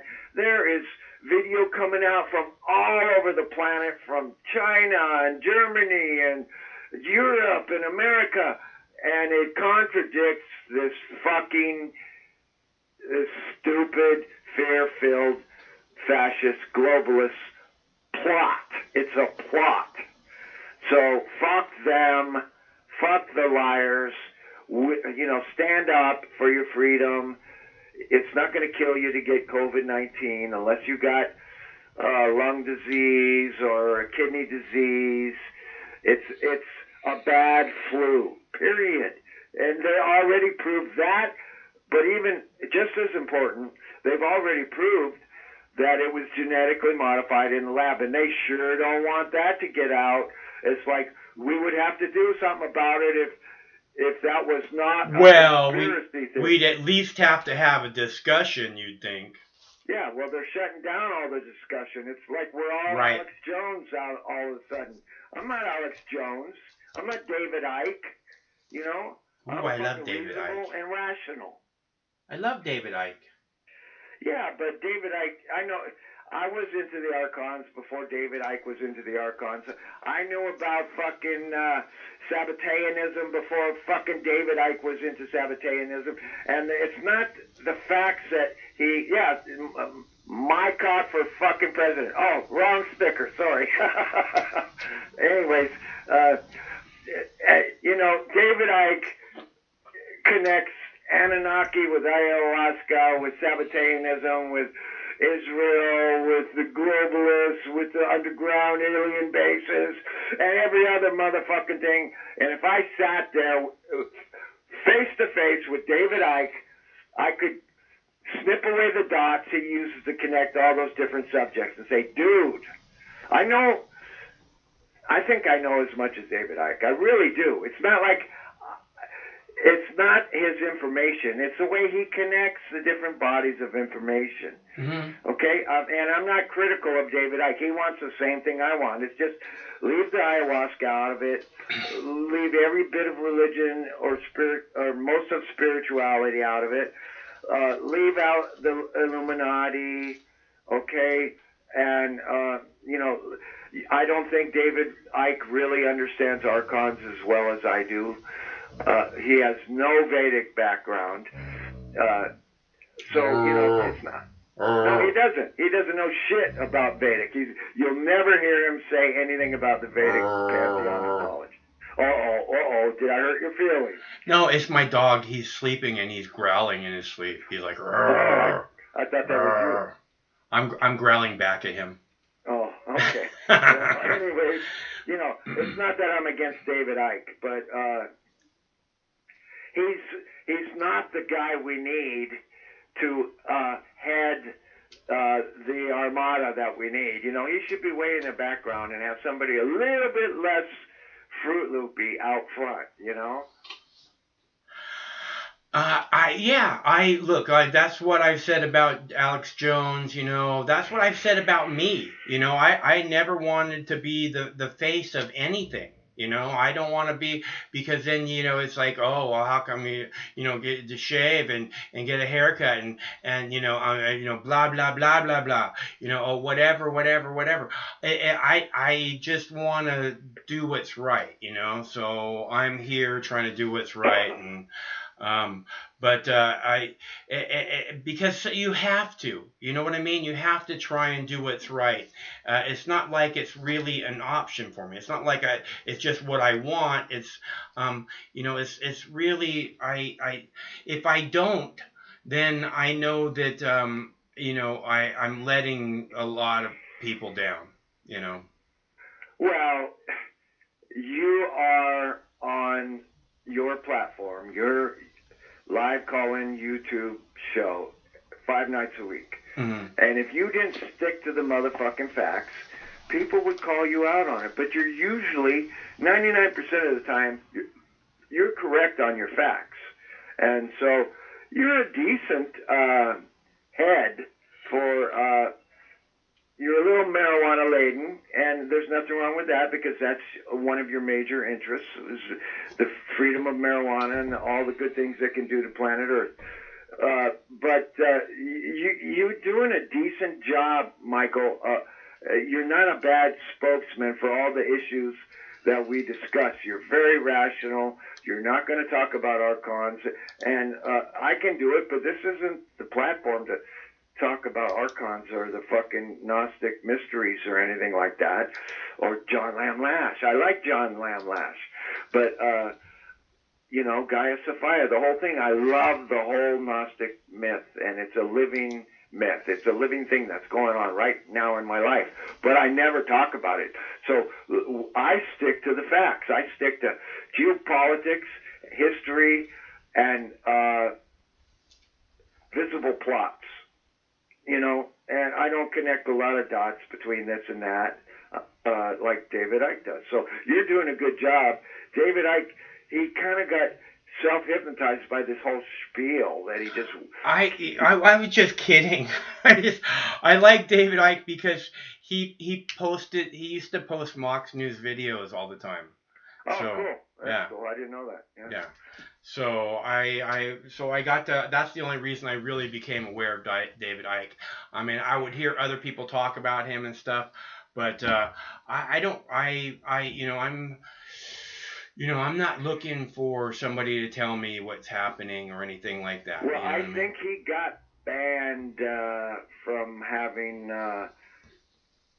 his big giant meetings that you had to pay money to get into in Canada. I think about 3 years ago, the Canadian government banned him from holding, the thing that he does. I don't know what to call it, but you come and you hear David Icke talk for 6 fucking hours, and he can talk, man. He'll talk and talk and talk and talk. And he's the best dot connector on planet Earth, but unfortunately, it's a little bit wacky woo. It's Fruit Loop type stuff, and it's not. He's not giving the rest of the. I hate to call them truthers, but the rest of the revolutionaries, he's not giving them a good face. I don't want to be represented by David fucking Icke. I would rather be represented by Abby Martin or some more, or the guy in Tokyo, the Corbett Report. That guy. These are factual people. They're not going to talk to you about 1666 or Jacob Frank or fucking the Gnostic mysteries. It's like, these are subjects that should be completely separate from global change, and that's what people are interested in, is global change. That's what I'm interested in. I wouldn't be doing that. I wouldn't be talking to you if I wasn't interested in global change. So I just want to go about it without, and I want to turn off the least amount of people, because the Alex Joneses and the David Ickes, they seem to turn off all of the intelligentsia, and they give a bad name to everyone who's trying to solve 9/11 and bring it to the forefront, and solve this global pandemic and bring the information to the forefront, because we are living 24/7 in the largest psyop ever perpetrated on the human beings on planet Earth, and it ain't a pretty fucking picture, man. There are people panicking in their living rooms, just watching a fucking horror film, a COVID-19 horror film on NBC and CNN, and Fauci is our friend, and they'll save us. I hope they get a vaccine soon. I need to get injected, otherwise I'll die. It's like, dude, the whole vaccine issue is an issue unto itself, and half of it is bullshit. If you're not living a natural fucking life, you're not in alignment with God. Period. Stop believing that this so-called postmodern world is the way things should be. They're killing everything, including your consciousness. They're killing the trees, they're killing the grass, they're killing the ecosystem, they're killing the animal kingdom, they're killing humankind, they're killing the atmosphere, they're killing every fucking thing. The ocean. Go ahead, man. The ocean. They're killing the oceans. Yeah, the ocean, yeah. It's like, fuck, man. So, you know, I'm not apathetic. Obviously, I'm not apathetic. I don't want to get apathetic. I don't want to get hypnotized because they're hitting us with wave. It's like trying to fight the ocean. You go out in the ocean and wave after wave after wave of force hits you, and that's what's happening on the TV. It's wave after wave of propaganda. It's an ocean of propaganda hitting us, and we got to keep putting our shoulder up to it and breaking through that motherfucker. And you know, we can do it, but we got to, number one, spread the information. You got to be interested in the information. You got to have an intellect capable of separating bullshit from the real stuff. That's why David Icke and Alex Jones are fuckwits. I mean, David Icke is not a fuckwit, but Alex Jones is a Looney Tunes fuckwit from fucking Pokah, Texas, you know, Podunk, wherever the fuck he's from. He's a worthless motherfucker now. It's like, why would I listen to a retard? Alex Jones is a retard. Well, so, you know, he still says some things that, you know, can lead you to finding, you know, very powerful, true information. But he seems to have kind of, you know, lost his mind. And I don't think, like you said, he's not a good face for any front, to be the front man for any movement. Although I think he'd make a great press secretary for Donald Trump. I don't think so. I do. That's a joke, dude. No, he would make an amazing press secretary.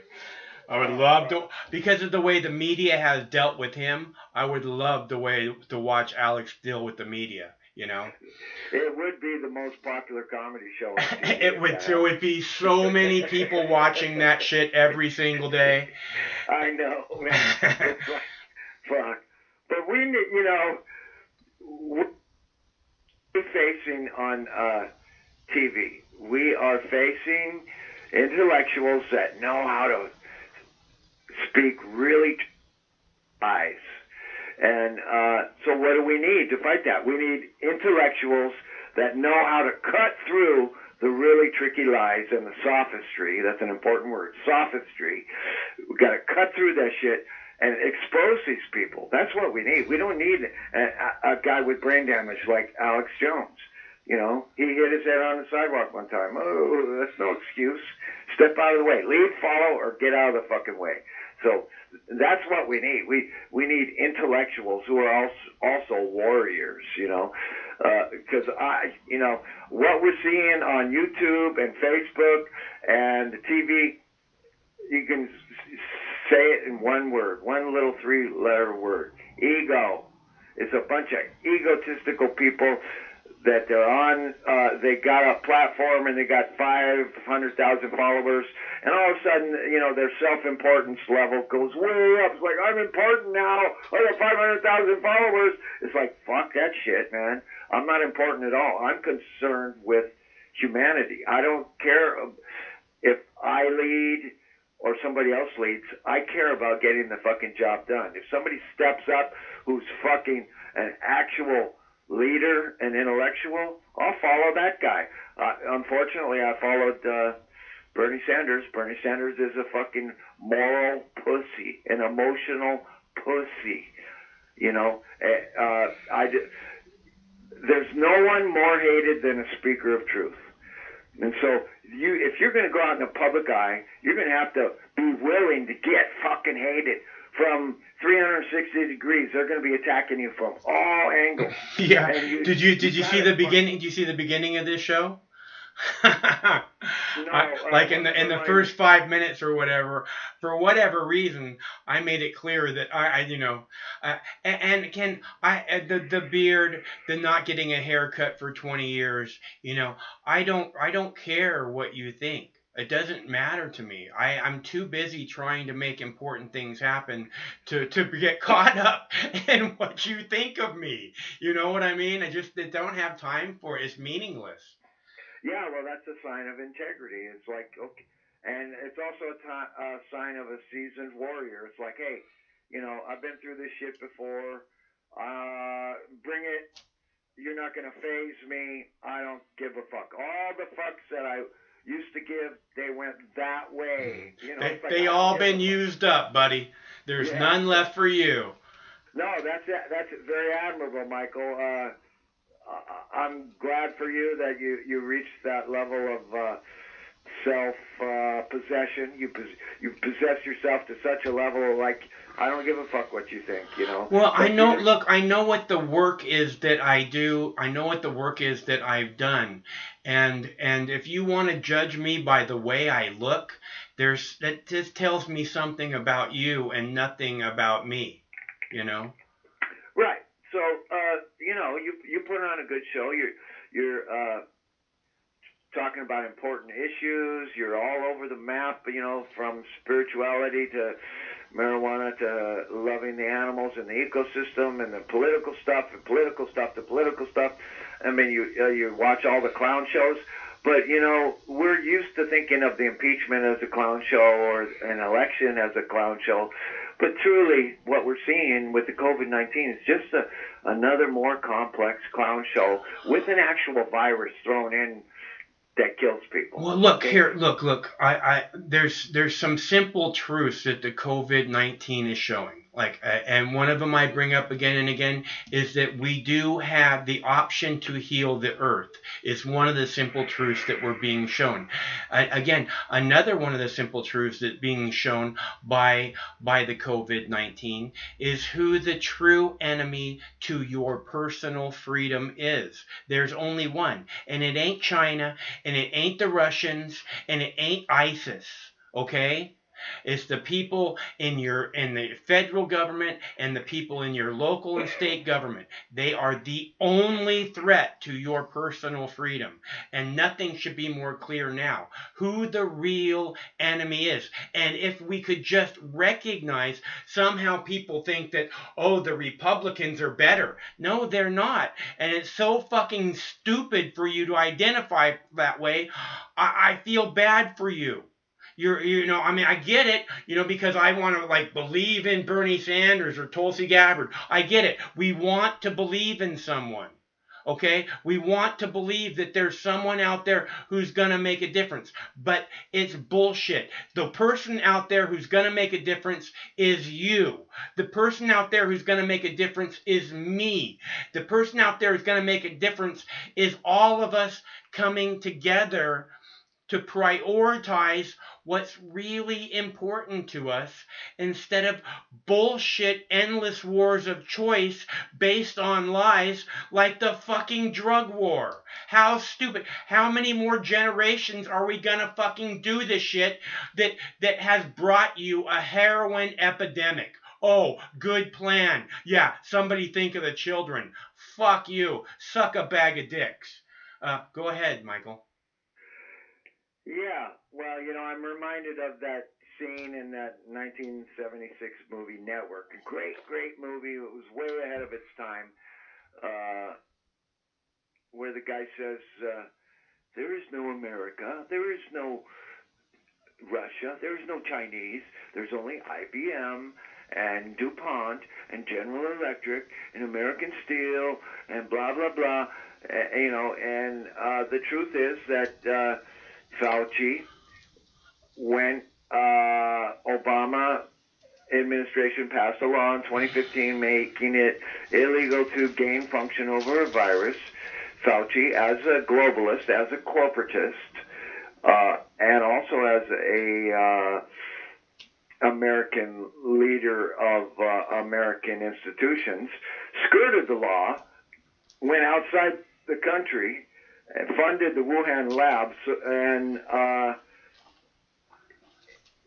you know, he had to know they were gaining function over that virus in Wuhan. He had to fucking know. Maybe he didn't know that the government in China was developing a bioweapon. And definitely the Chinese Communist Party had more say in the Wuhan land than Anthony Fauci, okay? So Trump pointing the finger at China is very correct. And we do have a problem with the CCP, the Chinese Communist Party. They rule China with an iron fist. But Fauci is complicit. And unfortunately, the guy who is complicit is on our TV every day, just testified in front of the Senate today. And why are we listening to this fuck? Why isn't somebody making that guy sweat? I could make that guy sweat, and I'm a dumb fuck. Why didn't Rand Paul step up? How come we don't have real access to our senators? You know, this system is fucked. It doesn't represent us. And those guys, those senators and congressmen are making money off of us and off of this crisis. And they're insider trading illegal bullshit. Right. So, you know, it's a clown show. It's just more complex. And when you mix truth with lies, it makes the lies sound like truth because there's truth mixed in there. So you got to be fucking really vigilant because Fauci is not an innocent man. Bill Gates definitely had some kind of plan to inoculate everybody and make billions, and it's not a good plan. When you have a history in your family of eugenics, like I just want to euthanize a couple million people, it's no big deal. When you got a history like that, dude, step off.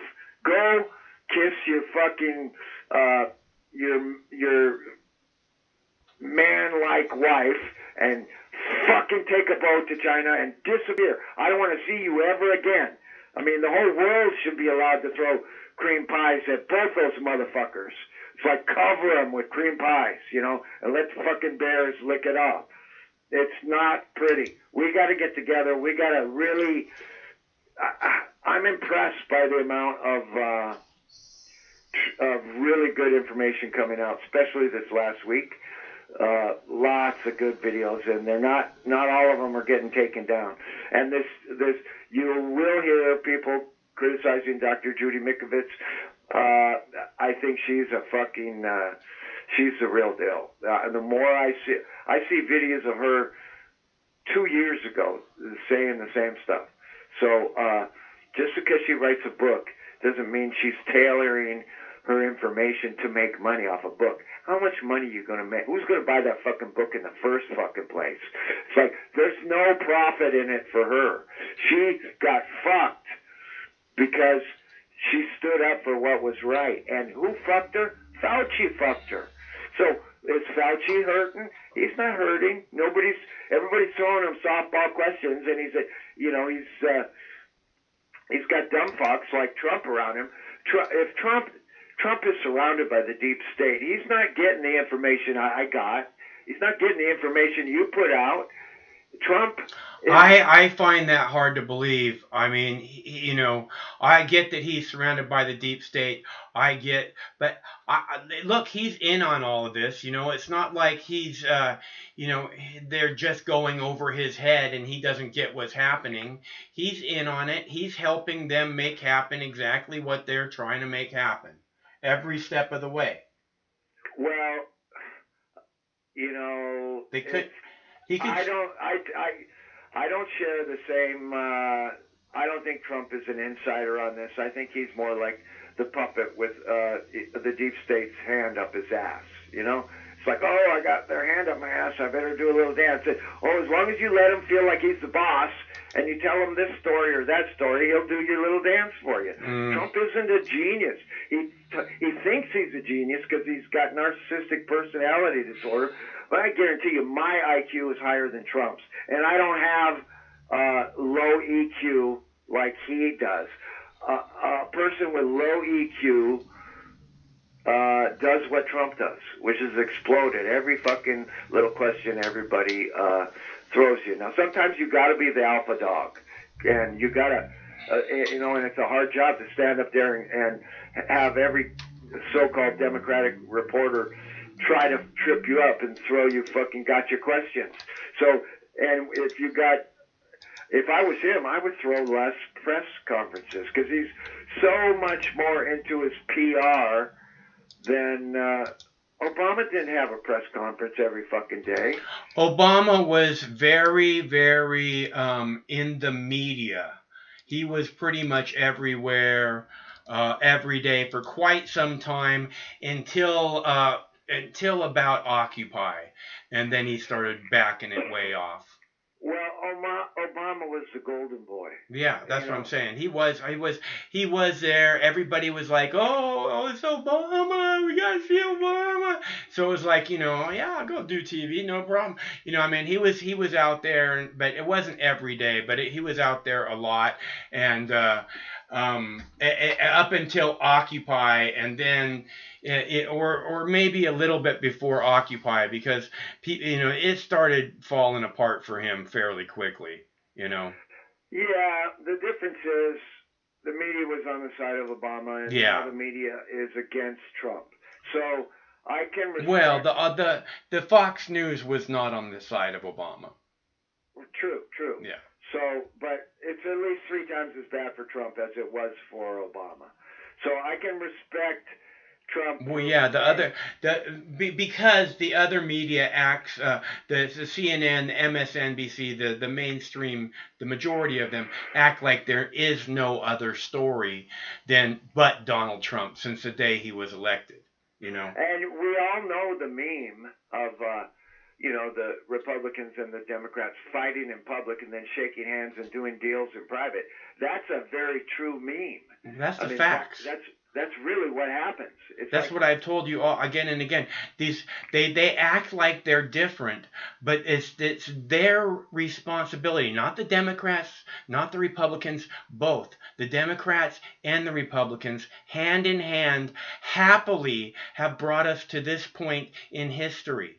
Okay, gladly they funded these types of labs that make fucking horrible things that have the potential to kill us all, and for what reason except for to make some fucking rich cunt more rich. I mean, these people are just evil. Yeah, well, the Senate in Rome was really corrupt, and then you get demonic clown-like figure like Caligula, who cut people's dicks off and brought a horse into the Senate and made the horse a senator.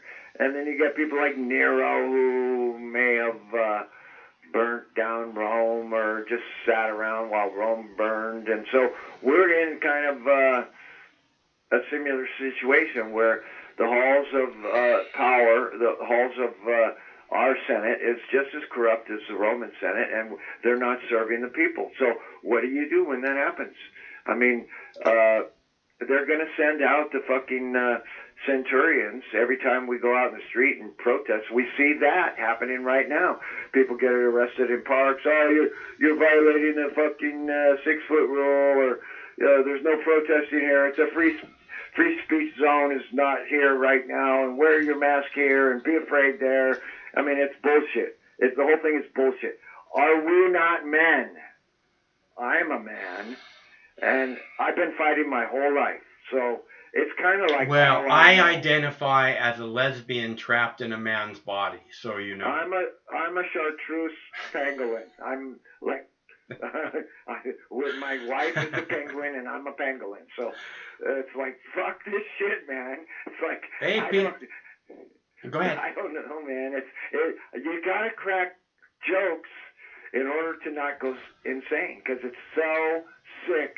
What's happening is so sick, and everybody's so afraid. And I'm just saying, the same thing as you. Don't be afraid. Be a warrior. And if you're going to be a warrior, you better motherfucking be a scholar. Otherwise, you're going to be fighting the Democrats, or fighting the Republicans, or fighting the Chinese, or fighting the fucking lesbians, or whatever. Oh, we're all going to be fighting the Chinese soon, bro. Don't worry. Yeah, well, that's not a pretty fucking situation going on there. No. So, I don't know. You have no idea. War with China, that's hilarious. And you know that the fucking cunts in the Pentagon are just salivating, just like unbelievable. Like, oh God, if we could have war with China, then it would be that fucking forever. Yeah, well, you know, soldiers are just stupid peasants to be used as cannon fodder for political purposes. That's Henry Kissinger said that. And that guy's still giving fucking advice. It's like, why don't you fucking get in an accident in your fucking wheelchair with your 5 fucking heart transplants and just fucking die already, you motherfucker. Like all these people. You don't, you know, if this was that dangerous, this virus, half the Senate would be dead already, and we'd be dancing in the streets. But no, we need an even more powerful virus to give to the senators and the congressmen, so we can have a new government. You know, it's like, what's it going to take? It's going to take every man and woman and child to stand up. It's like fighting the Night King and the Army of the Dead. Everybody's got to pick up a sword. It's that's it. I'm ready, man. I'm, you know, going into mass production on my potato cannon thing, and I'm ready. I'm ready for the revolution. I don't know. I'll keep try to keep learning while the process is going on, but something's got to give. It's like there's lots of good shit happening, lots of good information coming out, and lots of disinformation, almost always from the mainstream media. But a lot of it is from the dickwits and the dumb fucks and the egotists. You know, I know the real story on this, and I know the real story on that. And, you know, I see so many YouTube channels, they're making 25-minute videos when they could have, you know, they got an introduction, they got a middle part, and they give you 3 minutes of information, and then they talk about it for another 10 minutes, and it's like, you could have done that in 3.5 minutes, motherfucker. Why do I gotta watch a 25-minute video of you jerking off on YouTube when you could have just put the goddamn information out in 4 fucking minutes and not waste, because you're an egotist and you're in love with your own YouTube followers, and I'm the big guy and blah, blah, blah. It's like bullshit, man. I just want to... Just like Dragnet. Remember that old Dragnet show? Just the facts, man. Yeah, we were talking about Dragnet earlier. Oh, were you? Oh, yeah, it's a very strange show, dude. Very strange. Yeah, that guy was like fucking totally unemotional. Yeah, it's really trippy. It's very fucking weird. Just the facts, man. Yeah. I mean, you know. So here we are. What day is it? It's Tuesday, right? Fuck, just another day, man. I'm happy.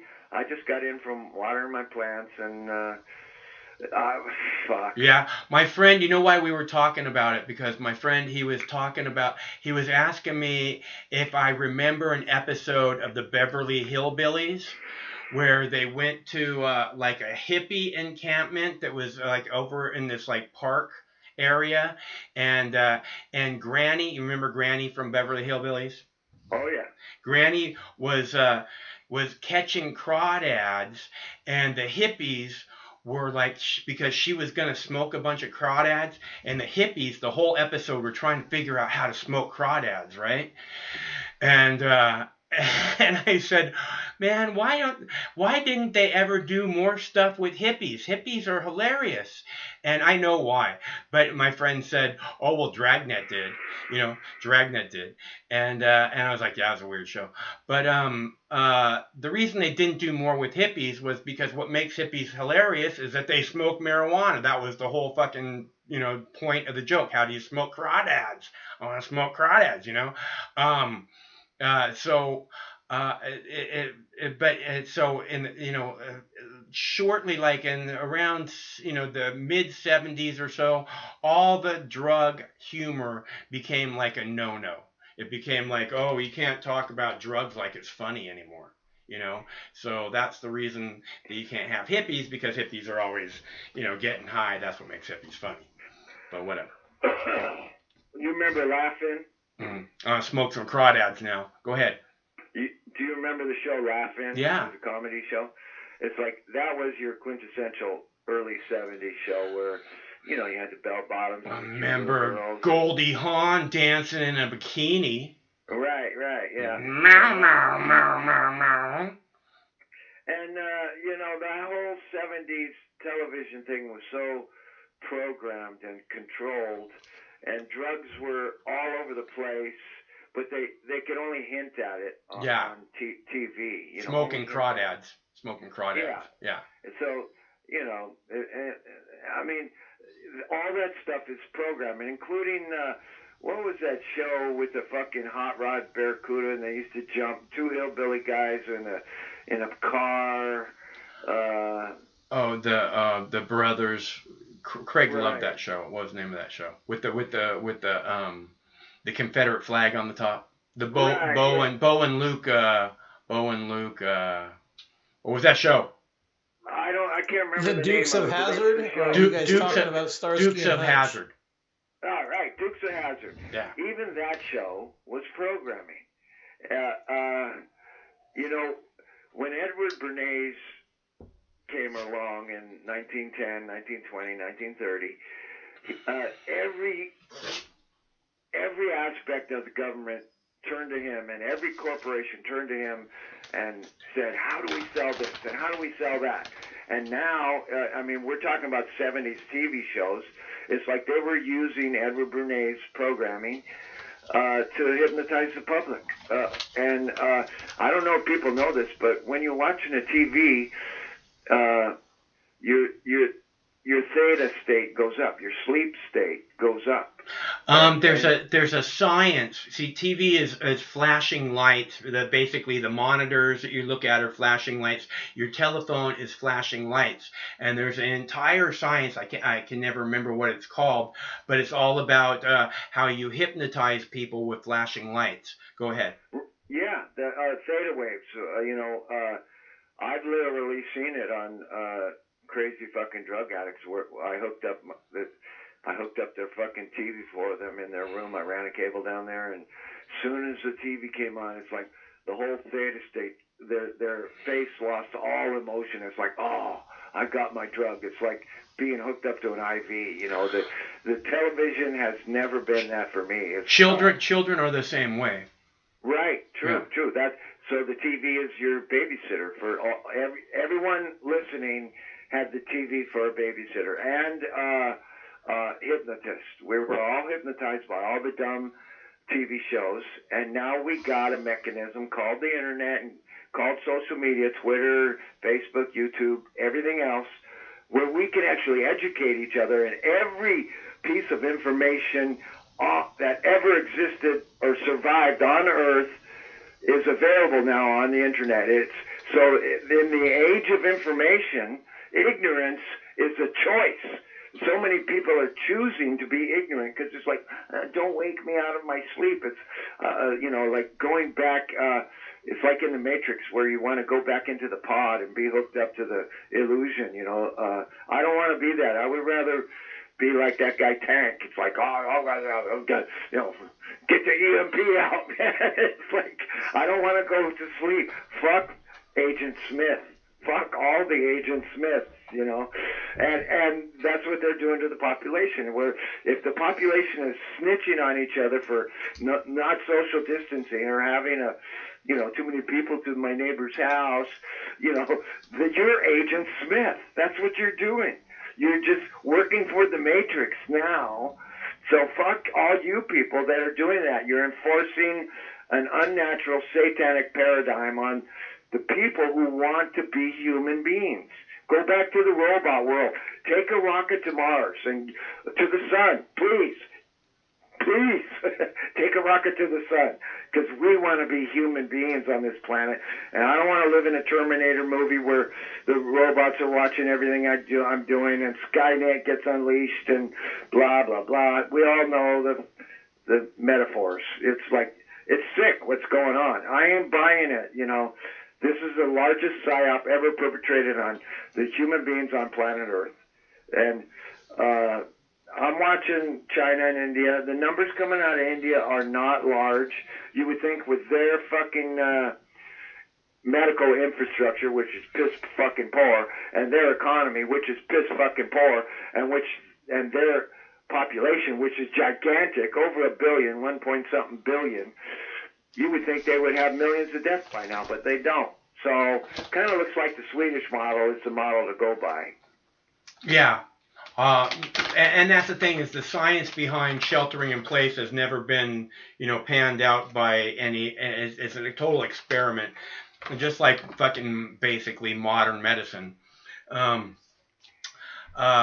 yeah, the whole thing is just about, that's why they're going to require everyone to wear masks now everywhere, is because you're just not buying into the fear enough, and the mask will remind you to that that you have to be in constant fear.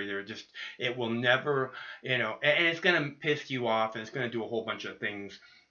It's just horrible, man. I'm probably asymptomatic right now. I probably have COVID-19 right now, and I don't hardly notice a fucking thing. I smoke 2 packs a day, and I can't tell a fucking difference in my life, and so give me a hot chick with Ebola to French kiss, and I'll fucking do it, baby, because I feel like I'm Superman.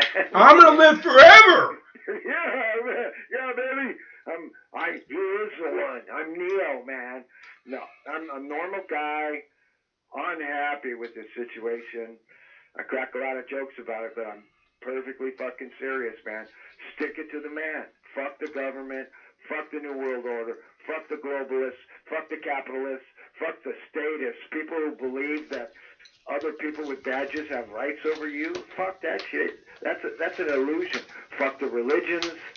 Fuck everything that's an illusion. It's just human beings on planet Earth dealing with a difficult situation. And we're all different, but we're all the same at the same time. So good luck to all of us. I don't know what else I can say, man. All right, well, I got to take a break anyway, so it's good to hear from you. I'm glad you're doing good and staying strong. And again, this is what I've been saying from the beginning. Don't buy into the fear. So. Yeah, I'm gonna smoke another joint. So. Okay, cool. Well, we'll do a bong hit in a minute too. So I'll talk to you soon, I hope. Take care, bro. Okay, see ya. All right, I'm gonna play the video about you having to wear a face mask because that's where we're at. In less than a week, more people should be wearing face coverings in King County. It's a directive straight from the King County health officer to cover up, with one caveat. Nobody will be cited or in trouble if they don't. KOMO's Michelle Esteban is live with what we'll be facing next week. Michelle? Well, hi there, Molly. Most people that we caught up with today, they really see the value in wearing a face covering. For those who don't, this is the directive, and you are strongly encouraged to comply.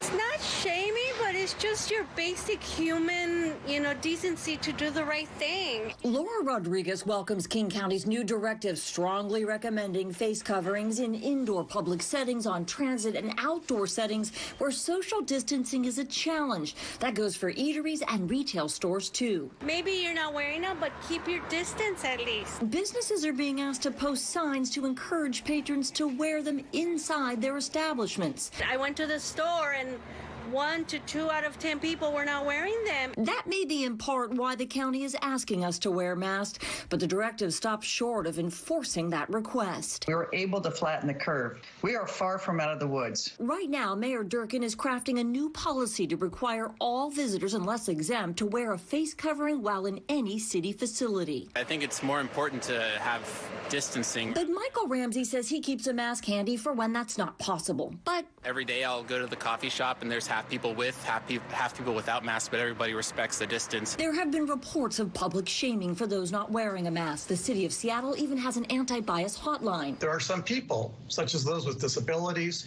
who will not be able to wear face covering. Combined, the city and county will hand out 160,000 free cloth masks to help vulnerable communities. But stress, homemade cloth masks are all you need, but no medical-grade masks. Those are reserved for frontline workers. For Maria Kuzi, the directive is a relief. She's immunocompromised, but doesn't hesitate to speak up if someone gets too close. It's for her health and others. I think it's a kindness we need to do for everybody.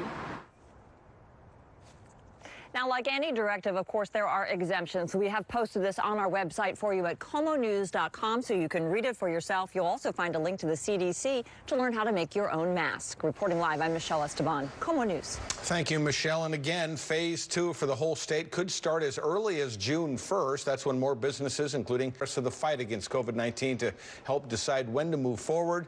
So all dates are subject to change. I didn't get the bong heated up, but I'm heating up the tea kettle so I can heat up my tea, which is nice to have when I take a bong hit, just in case it's a little too much for me and I start choking. I don't want you to think that I have the plague. Let's see. So I have a video about airport screening didn't work. And I have a video, Tucker Skewers Fauci. And let's see. COVID-19 is in the air. Did I play the Matthew McConaughey video? Did I play that? I think I did. I'll have to ask Craig. Did I play that video, Craig? Anybody know? Did I play the Matthew McConaughey video? You guys keeping up? Hogan's Heroes is the correct answer. Yes, that's true. I love that show. It's so funny. And they had such hot girls on there. Oh my gosh.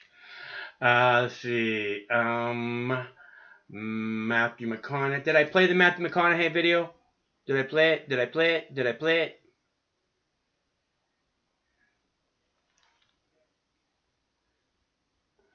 I eat a lot more marijuana than I smoke, and usually I don't have a problem leaving the house, unless it's like gonna be for like 12 hours or something, because my in case you haven't seen me make my butter works very, very good. Trust me, I'm just taking bong hits for theater. I don't really need them. Let's see. Face mask required. I just played that one. No one's answering me. Did I play the Matthew McConaughey video? Did I? Bueller?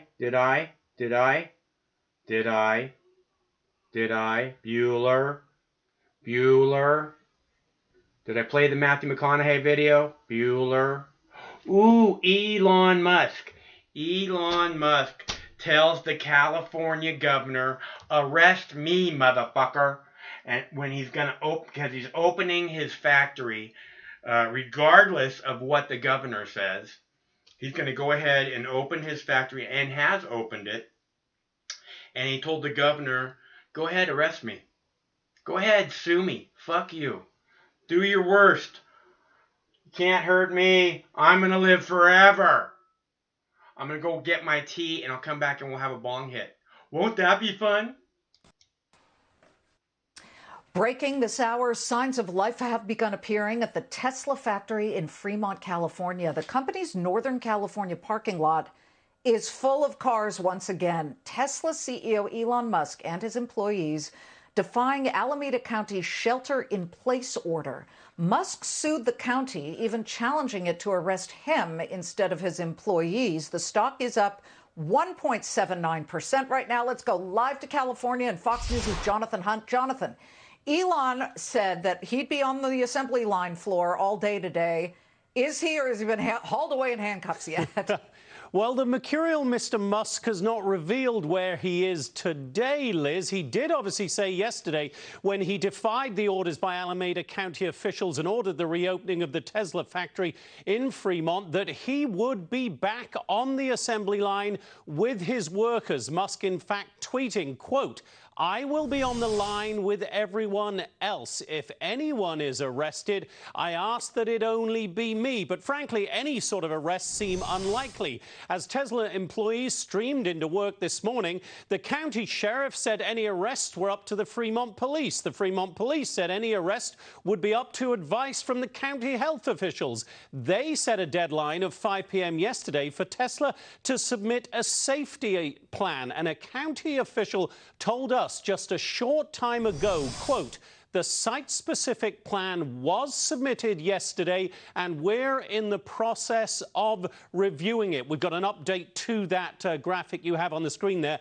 confirming that they have indeed got that plan and are reviewing it. Now, there's been a lot of reaction on Twitter, as you might expect. To those who support the quick reopening of America, Musk is a, quote, legend and a patriot. To others seemingly more concerned about workers' health, he is, quote, another selfish billionaire. And the president weighed in too, not surprisingly, writing, quote, California should let Tesla and Elon Musk open the plant now. It can be done fast and safely. To which Musk replied, thank you. County officials, by the way, Liz, say they will update us once they have indeed reviewed Tesla's new safety plan. Elon Musk, though, isn't waiting. The assembly lines, as we mentioned, are up and running. The Tesla CEO seemingly confident he won't be arrested, and probably even more confident he can afford the potential $1,000 a day fine. Liz?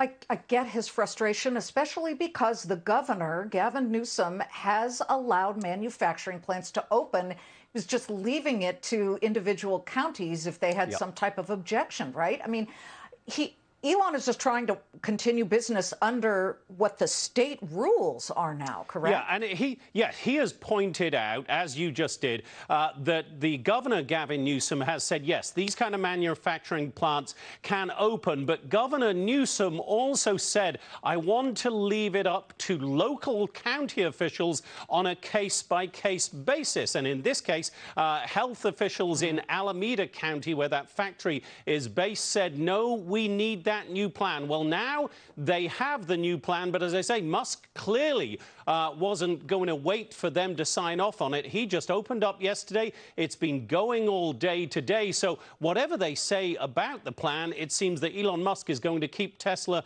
building cars for the foreseeable future. Liz?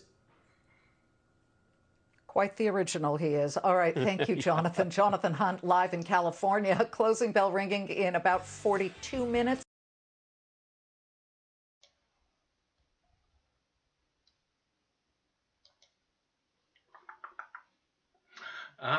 And we are live. And did anybody tell me? I can't find out if anybody told me if I played the McConaughey movie, the McConaughey clip. Did I play the Matthew McConaughey clip? Anybody know?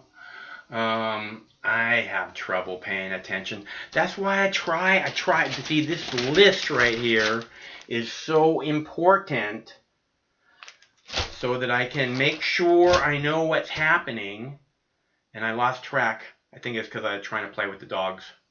No, I didn't play the Matthew McConaughey clip. Okay, thank you. Thanks, free man. Boo Bear, look what I got. You want this? You ready? Get it. It's up there.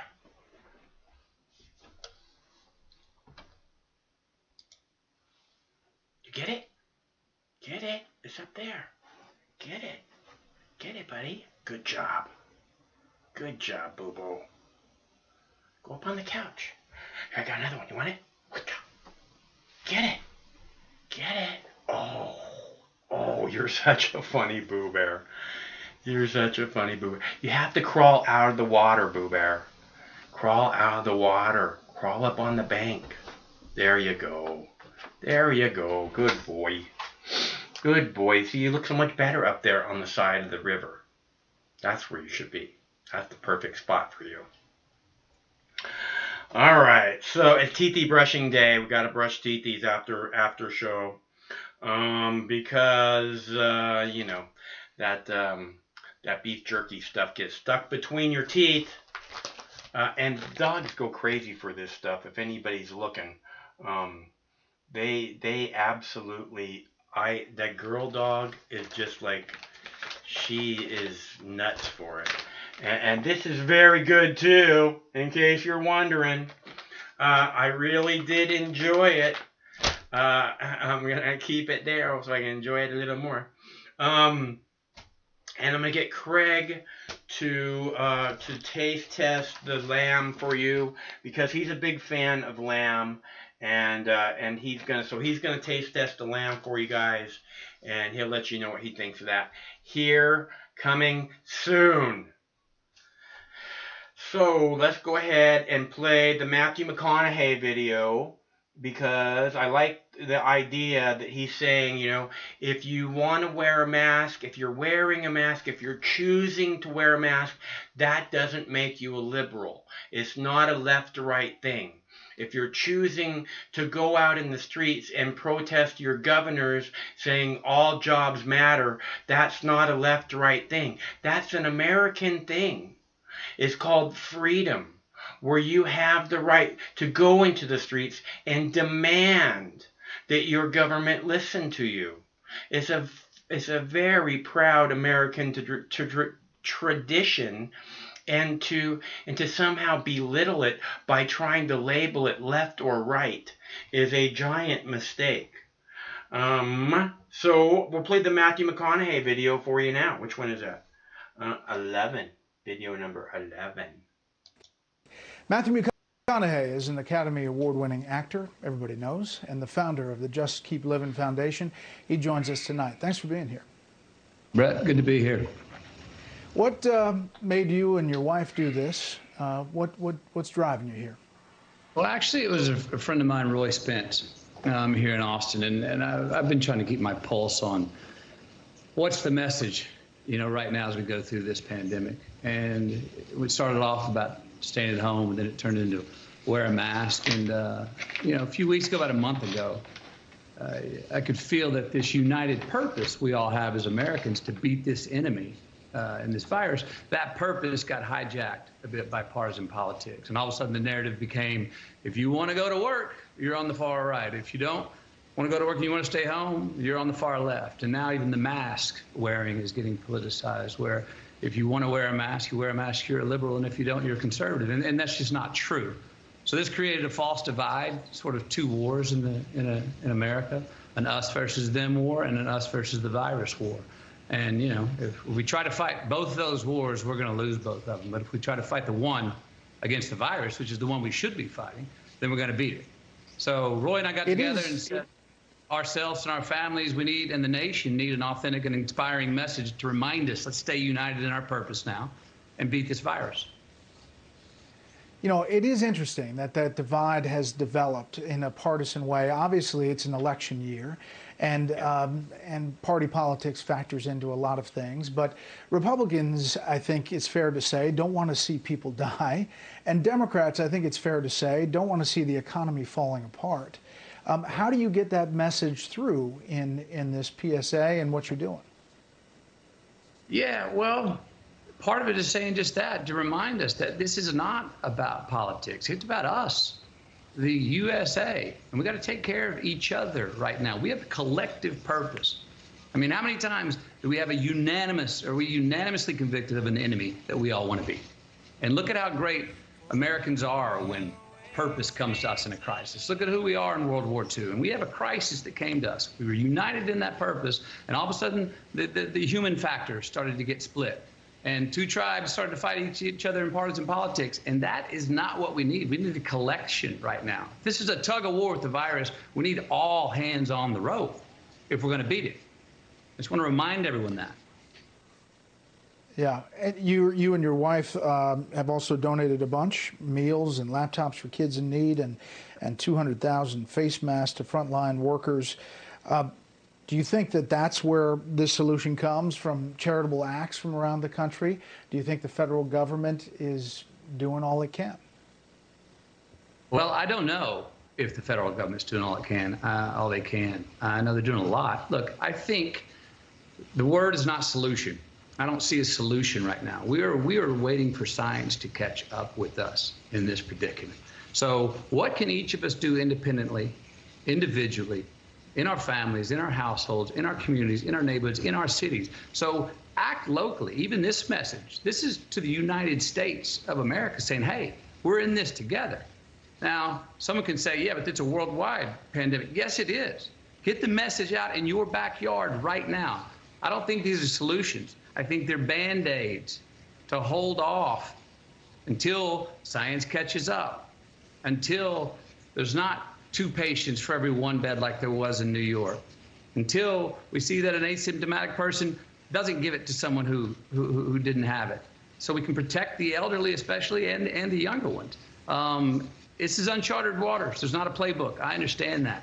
And these are Band-Aids and things we need to do to hold this off until we have enough science to understand that, hey, you know what, we think it's safe now to go re-engage. If you are going to re-engage right now, please wear a mask. I haven't heard any science that says that is not a good idea.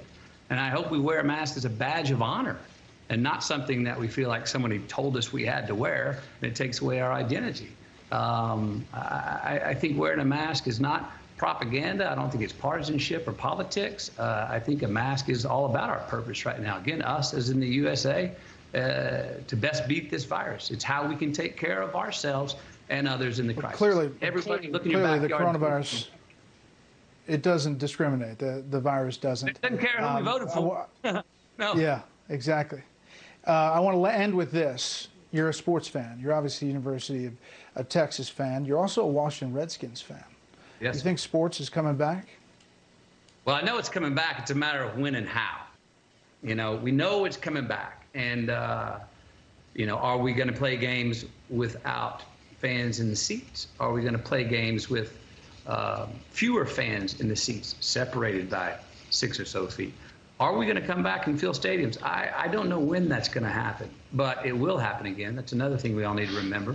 And let's just do our due diligence until we get there, and then we can go pack the houses again and have 100,000 people watching a great American sport of football.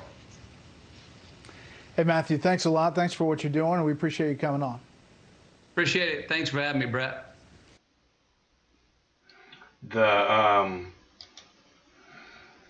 Matt McConaughey, you know, because this isn't about left or right, not about politics. This is about bringing attention to my foundation, damn it. My foundation does good work. You people should be sending me money.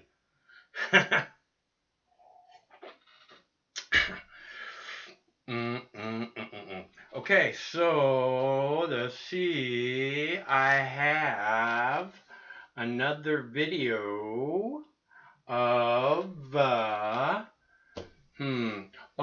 restaurant. I was talking earlier. I was saying that Craig got a call from one of his clients earlier today, who's a restaurateur, and he was telling Craig that they're going to be required to have they're going to be required in restaurants, if you come in to eat at the restaurant now, you're going to have to give them your name. I think that's for everybody who's with you. You're going to have to if you come into the restaurant, you're going to have to give them your name, your email address, and your phone number.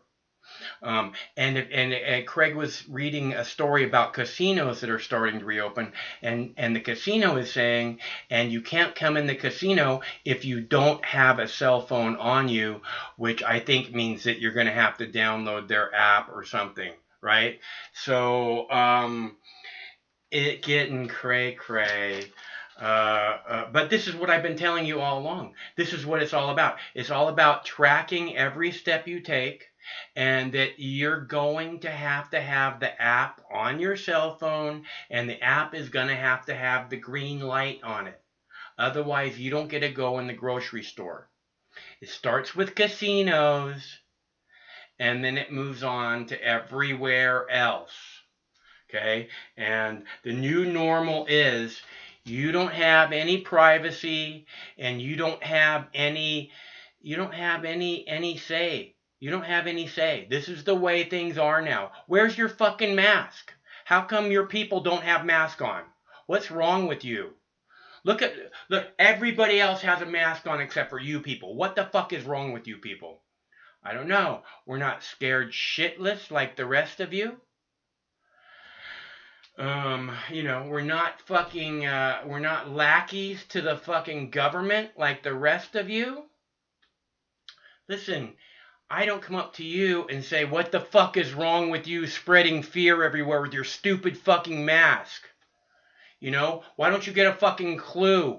Okay, I don't do that to you. Why do you want to do that to me? Because the fucking news media is encouraging you to do that? Because the government is so you are a government stooge then. You are a media lackey who just fucking opens your brain up and just lets the media program you to whatever. Is that right? Okay, these are your neighbors that you're snitching on.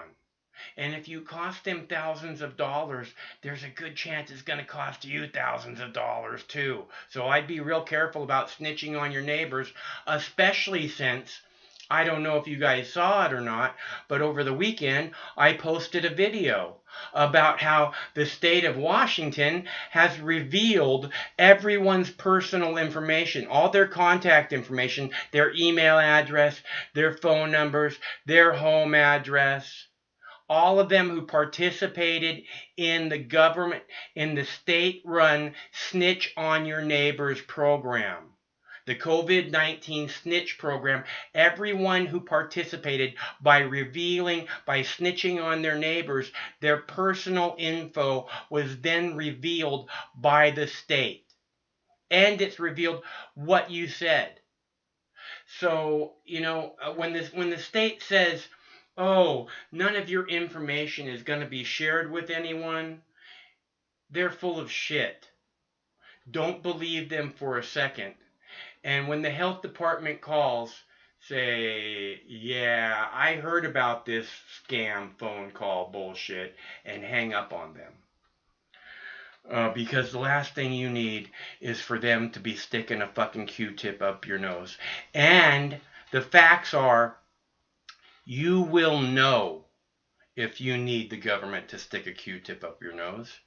And also, I want to point out that when they show that there's this endless, oh, everybody has to be tested, testing. Testing is the key to going back to normal, right? When you see these mobile testing centers now, where people can come up and have, you know, they can drive up and they can sit in their car and they can have somebody, you know, put a cotton swab up their nose.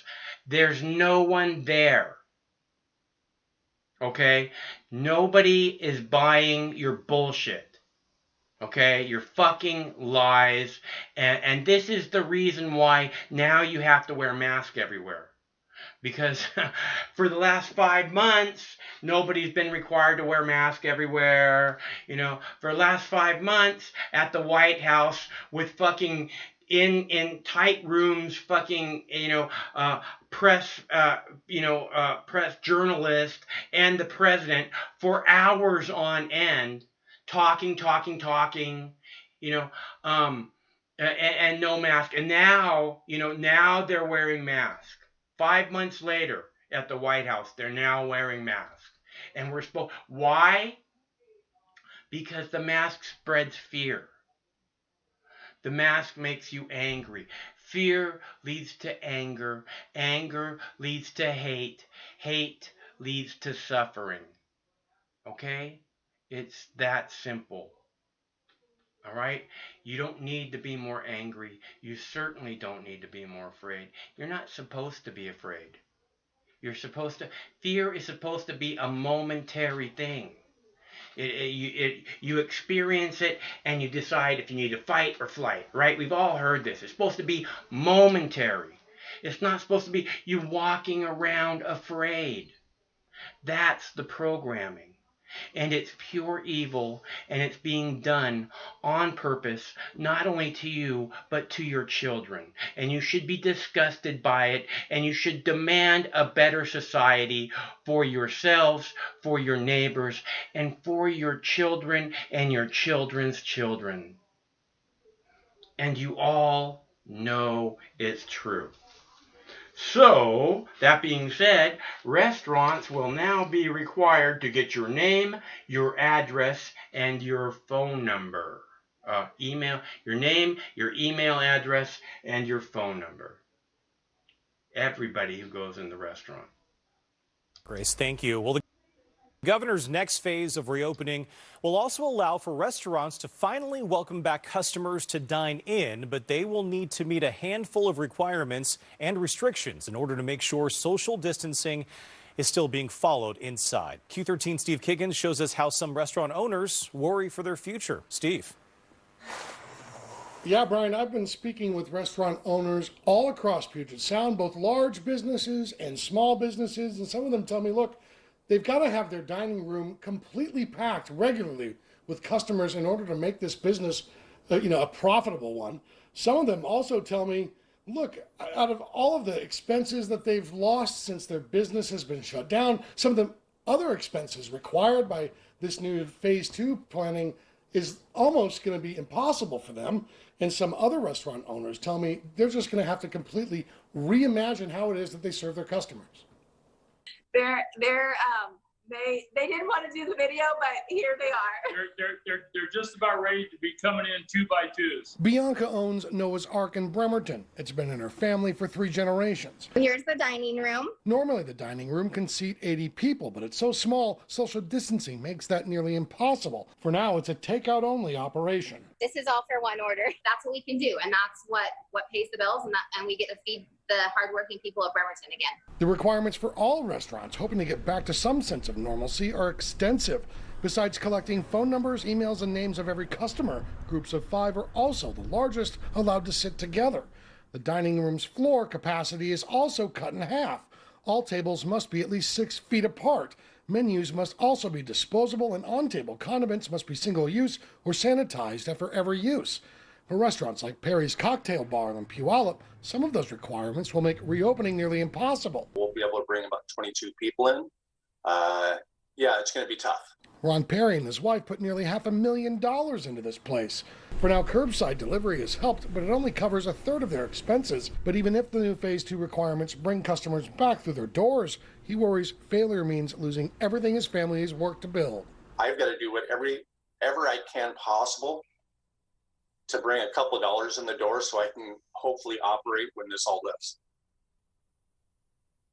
So that gentleman you heard from there, Mr. Perry, he says, look, he's going to pay to make sure that all of his employees have the PPE and all the other requirements that they're going to need to keep their employees safe. But he also is concerned that there appears to be some sort of double standard when it comes to these, essential businesses that aren't restaurants, who won't, in the end of the day, have to write down and document the names and contact information for those customers.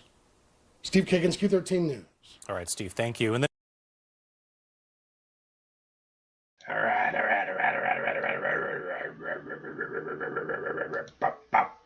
That one doesn't work. I gotta fix the ones that don't work. I want to do some dabs in space. At least one more. So I didn't get the bong heated up though. So I can play another video. I have one that's just the right amount of time to heat the bong up. It's called The COVID-19 is Airborne. And again, this is just another one of these scare for fear things. I really hope that people will refuse to fucking take the app. The tracing app. I really hope that people will refuse to give their telephone numbers and their email addresses and their shit, their personal info, to go to the restaurants. I call the restaurant and say, hey, look, I want to come down and I want to support my favorite restaurant. But the last thing I want to do is share information with you, not you, but the fucking government. So if I can come down and I can enjoy a meal with my family, that'd be great. But I got no interest in being part of the government fucking shenanigans. So can you keep me out of it, or what's the deal? Because we have to not participate. We have to say fuck the government. We have to say, it's our lives. We have to live it, and the government clearly wants you living it by their rules. And I recommend to everyone to realize that those are the enemies. Anybody who wants you to live by their rules, they're taking away your inalienable God-given rights to be the top of the food chain. if you have to live by your rules, then you're not free to express yourself. You're not free to go where you want, when you want, to make happen what you want. So how are you supposed to be the most that you can be if you're contained to have to follow, to have to color inside how can you make a masterpiece if you have to follow the lines that the person in front of you followed? How can you create this amazing masterpiece of art if you can only color inside the lines like all the people before you? You understand? Religions are against God. All the organized religions. You have this God-given, inalienable rights. We recognize this to be self-evident. We recognize these inalienable rights to be self-evident. The Constitution doesn't give them to you. The Founding Fathers didn't give them to you. They recognize them as existing within you, as being a sentient being at the top of the food chain. It's what it means. And anyone who tries to take those things away from you, your right to express yourself in any way you see fit, those people are a threat to all humanity. Never forget those people. And I'm talking to you, management of YouTube, censors of YouTube.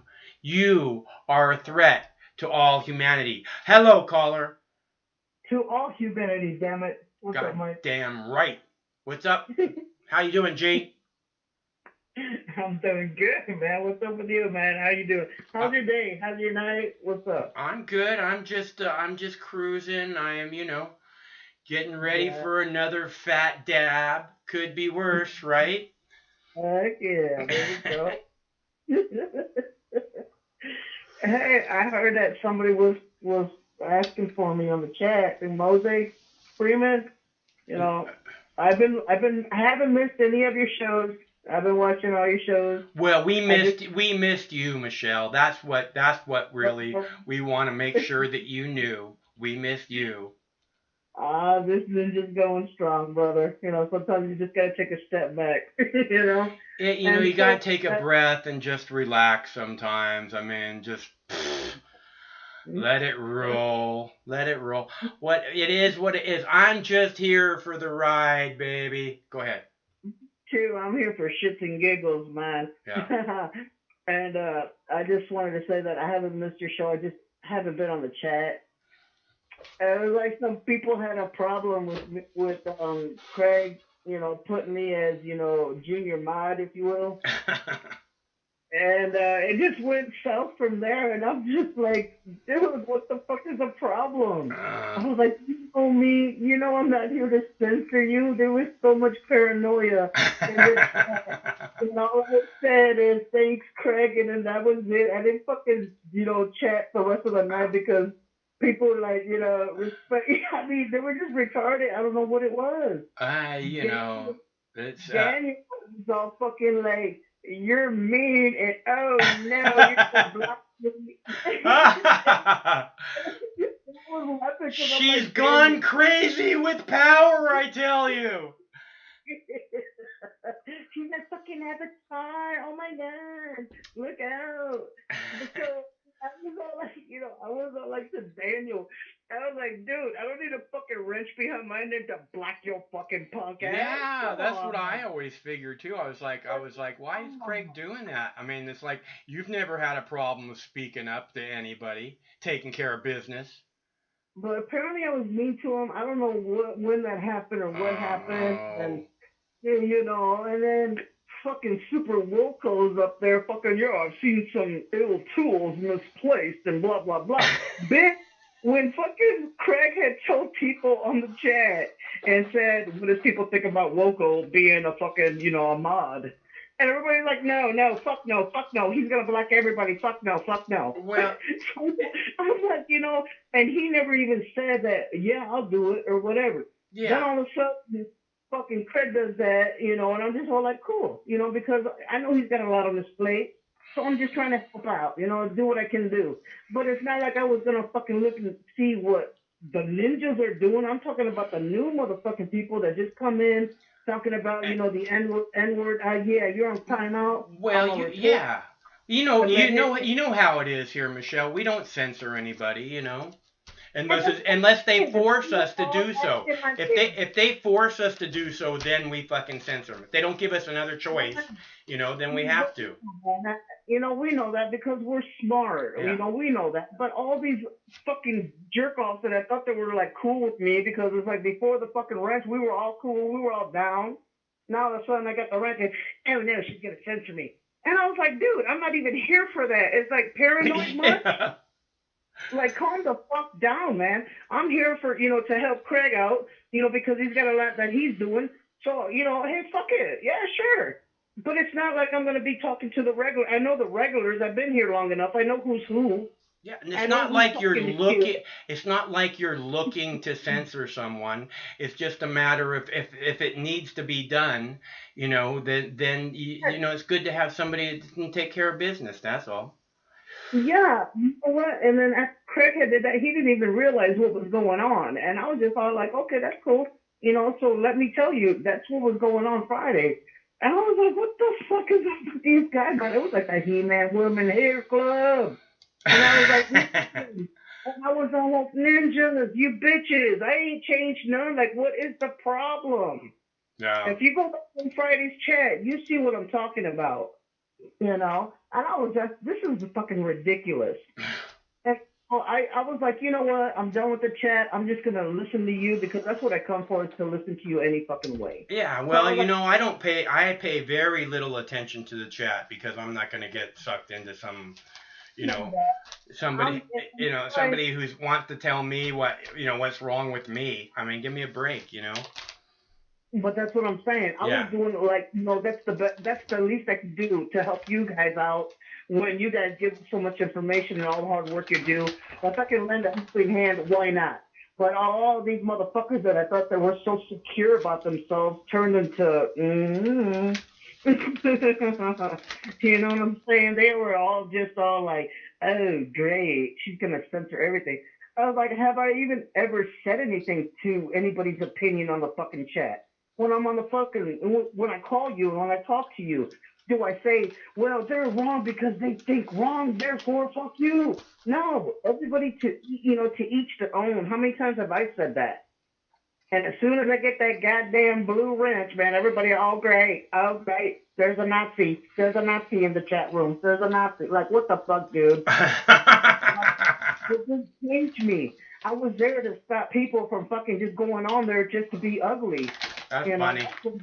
You know, because I've done this before in other chat rooms. You know, where you have me to be a mod. And it's not the regulars. I know, you know, you say whatever the fuck you want to say. Yeah. You know, I can fucking go on there and contradict your belief. If that's what you believe, that's what you believe. Who the fuck am I to tell you different? And Friday, everybody was just out of control to where I'm like, I'm out. I'm out. I still listen to the show, everything. Like I said, I haven't missed your show. I was just like, I'm going to back off in the chat because when it's not fun for me anymore, I'm not going to do it. And what's fun for me is to listen to what you're saying. You know, I'll go back on it and I look at the videos when you put them up and shit like that. But as much as I want to comment, I'm like, you know what? No, it's just not worth it. Because the way they were acting was really fucking juvenile. And I did not appreciate that shit because it didn't change me as who I am. And these people are always fucking here. They're the ninjas. They're all about, you know, do the right thing. All for each other. We got each other's back. And the minute that happened, boom, they turned.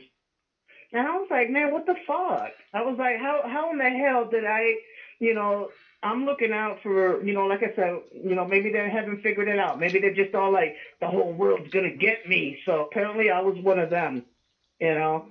You're the man. You're the man now, Michelle. You're the man. That was a horrible feeling because it's like, if you're going to feel like that and just right away think if somebody's out there to oversee what's going on. I do that sometimes when I'm washing dishes. I'll listen to you. I'm not even reading the chat. I'm doing what I'm doing, and I'm listening to you. Yeah. Yeah, I know. that's Craig what a lot I of do. times is making dinner or whatever too while all this stuff's going on. I think that's probably why he was thinking you might be able to help out. Yeah, and that's why I'm like, and I do that stuff, but it was never. And he knows I don't pay attention to the chat at all, really. So. I know, but I enjoy the chat because I talk to a lot of my ninjas that are really cool and everything. And That's why you're the right person. That's why you're the right person for that. Because I don't pay attention. I don't pay attention, and stuff might get by Craig. So, and you like the chat, so hopefully you'll get back to liking the chat, Michelle. I want to, man, but I don't need to hear all this. I mean, I'll deal with it, whatever, if that's the case. But if he doesn't want to keep me as a mod, for the sake of argument or whatever, that's cool. No, I'm the one who took the mod off you. I didn't think that you wanted that. I thought that was part of the reason why you weren't talking anymore in the chat, because you didn't want the little wrench by your name. No, the part is that my fellow buddies, my fellow ninjas, they couldn't handle it. Yeah. They really got paranoid. They're the ones that right away turned on me, like I said, and I was just all like relaxed, and I'm thinking to myself, what the fuck, these are the people that are acting like I'm not gonna be paranoid of nothing, but now all of a sudden, oh my God, Michelle's gonna censor me. Michelle's gonna do this. Michelle, if you listen a little closely, the I'm not gonna be paranoid of anything. They say a lot. I say a lot of other things besides that, so they're kind of contradictory. But I don't try to focus on that because you want to focus on the good stuff, and hopefully they'll get past the stuff that's giving into the fears and the paranoia and shit. Yeah, but it just goes to show you, like, the people that you think that it's like how quickly they fucking just change on a dime. That's just life. That's just life. And so when that happened, for the sake, because I was never here to fight with anybody. Yeah. Because of what you believe in, and then when that happened, it was a letdown only for the fact that, dudes, man, I thought we had each other's back here. But then all of a sudden, you're going to let the paranoia take the best of you and feel like everybody's out to get you, when I'm here to stop people going on the chat to say everybody must die or whatever, or say the N-word. That's what I'm there for. And for them to take it out of proportion and to just keep talking about it throughout the night, I'm like, yeah, I'm good with the chat. I'm good, because all these people that, we've talked and we bullshitted and we've laughed before and jabbed at each other. But when they're fucking like that, I was like, man, what the hell? I hear you. No, it's understandable, Michelle. I mean, everybody, but the people, it's weird. I get it. This shit comes out of nowhere. You thought they were different than that, and where's all this paranoia? You thought they knew who you were. You thought you knew who they were. It's unfortunate. I don't think it's anything to linger on a whole lot. Hopefully we're going to just move on from that, and it won't be affecting any of us anymore. No, I'm not going to let it linger on. That's why I didn't even fucking chat. Right. If that was the case, I started that shit right there that day, Friday. Yeah, right. No, I get it. Yeah, move on. I guess I hear you. Yeah. And that's why I was like, let them blow off some steam. If they feel this way, whatever. Yeah. But I was still reading the chat to see if anybody was going to fucking come in out of nowhere. Not the regular ninjas, but, just new people. And that's what I thought I was doing, helping you guys out, man. And the way they came out of nowhere like that, I was like, God damn. I was more disappointed than anything because I thought they knew. By now, I've called in how many times? They know who I am. They know what I stand for. They know what I believe in. Yeah. And the truth is, Michelle, is they're all like missing you when you see it in the comments. I mean, where's Michelle? Where's Michelle? I mean, you must see that, right? If you're watching the comments, right? So, I mean, it's whatever happened, it was let's just call it like an abnormality. and we'll hope that it doesn't happen again. Well, look, they're entitled to their opinion. If they want whatever, that's fine. But the thing that I want to come across is because Wilco's holding this over my head, acting like I was just talking about bumper stickers and we were talking about Mox News bumper stickers. Mm-hmm. Now, he tendency to where if he doesn't want to hear it, he turns off the sound and goes about his business, okay? Mm-hmm. He missed that whole point when we were talking about, when we were talking about police brutality, Mm-hmm. Over blocks. Mm-hmm. And I started it out to where, okay, it felt to me like he was making it like, well, Right. so what? Right. Because I got busted as a kid in Kansas because I had a bumper sticker. Right. Okay. So he must have turned it off when I was talking about that shit. And then all of a sudden he wants to come back on the chat like a little bitch constantly. I don't know, didn't I say stickers? Am I getting in trouble? Oh my God, how should I say it? Whatever. Like, little bitch, grow the fuck up. Okay. It's not my fault you didn't keep up. It's not my fault that you didn't keep up. Yeah. Okay. Don't put that against me. And, maybe I'll come back to the chat, whatever, but just so you know, everything's good and I'm still listening to you. Okay? Yeah, Michelle. No, it's good. I'm really glad that you're still here. And I like I said, I was just worried that, Craig put that on you and it made you uncomfortable. And that's why you weren't talking. So I'm glad to hear that you're still around and that you're staying strong. We also thought maybe you went back to work and you were not able to stay up late night, Yeah. Yeah. No, I don't have a problem with that. Like I said, I've done it before, but it's the people who couldn't handle it, that was the fucking problem. Yeah. But like I said, don't put it on me because I don't want to upset anybody, and I just want to be like regular folk. I don't want to be like Wilco, always asking for attention. Well, nobody pays attention to me and blah, blah, blah. But since I'm new, people are paying attention to me, so put me back to regular, and that way if you guys hear what I say. Well, no, I put you back already, but Craig said that he's going to make you moderator because he wants you to be moderator. So as long as you're good with that, that's fine. Yeah, I am, as long as they understand that I'm not here to fucking... Fuck them. They don't need to understand anything. They don't need to understand anything. You just be you. You just be you. And if they can't understand that, then that's their issue, Michelle. Okay? But I just don't want to waste my time having to deal with these suckers because boo, boo, boo. Well, and you're not wasting your time, girl. Okay? We're all glad that you're here. And that's the truth. And that's the truth. And when you're not here, everybody's like, where's Michelle? Where's Michelle? Okay? And I miss you guys. And that's why I don't want anybody to think that I'm any different. You guys know who I am. Yeah. You guys hear Of course. We all know. And that's the reason that you were made a moderator in the first place, is because we know who you are. Okay? I appreciate that, Mike, really, for real. Yeah. And I hope everybody understands that shit, that I'm a ninja, motherfuckers. I'm like blocking the infiltrators that come in to harm us. Not you guys, motherfuckers. You know me already. Yeah. I'm not like, so, all right, Mike. Well, you have a good night. And okay, I'm going to heat up the bong and take a big old puff, so you know. You better double that shit, because I need it. All right, good. Well, it's a big one, so don't worry. Oh, yeah, fantastic. All right, brother. Have a good night. All right, it's good to hear from you. Talk to you soon. All right, sweet. Bye-bye. Bye. That's our buddy Michelle from Texas. Everybody was concerned about Michelle, so we got her on the line. She was just a little frustrated with the chat, so she's been keeping it quiet. Which, I get frustrated with the chat. That's why I don't pay attention to it. So let's see. I'm going to play this video about airport screening didn't work. I'm going to play the airport because it's just the right amount of time to heat up the bong. I don't think I played this one already.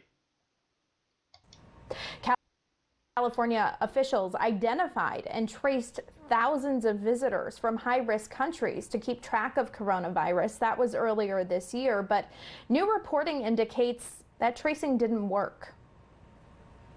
The Centers for Disease Control and Prevention says efforts at airports in California to fight the coronavirus through contact tracing were ineffective in preventing the spread of COVID-19. From February 5th through March 17th, officials at a number of California airports identified more than 11,500 visitors who arrived from China and Iran. The goal was to keep track of people from high-risk countries as part of a contact tracing effort, but the sheer number of people, along with a high level of inaccurate contact information, made the system ineffective, the New York Times reports. 3 people recorded at California airports were later found to have COVID-19 from the list of cases collected by the state. The CDC reported that nearly 1,700 hours of personnel time was used to try and accurately keep track of the visitors, but that the system was still overwhelmed. The agency recommends improving the collection of personal information and contacting at-risk travelers as soon as possible. For Newsy, I'm Caitlin Baldwin.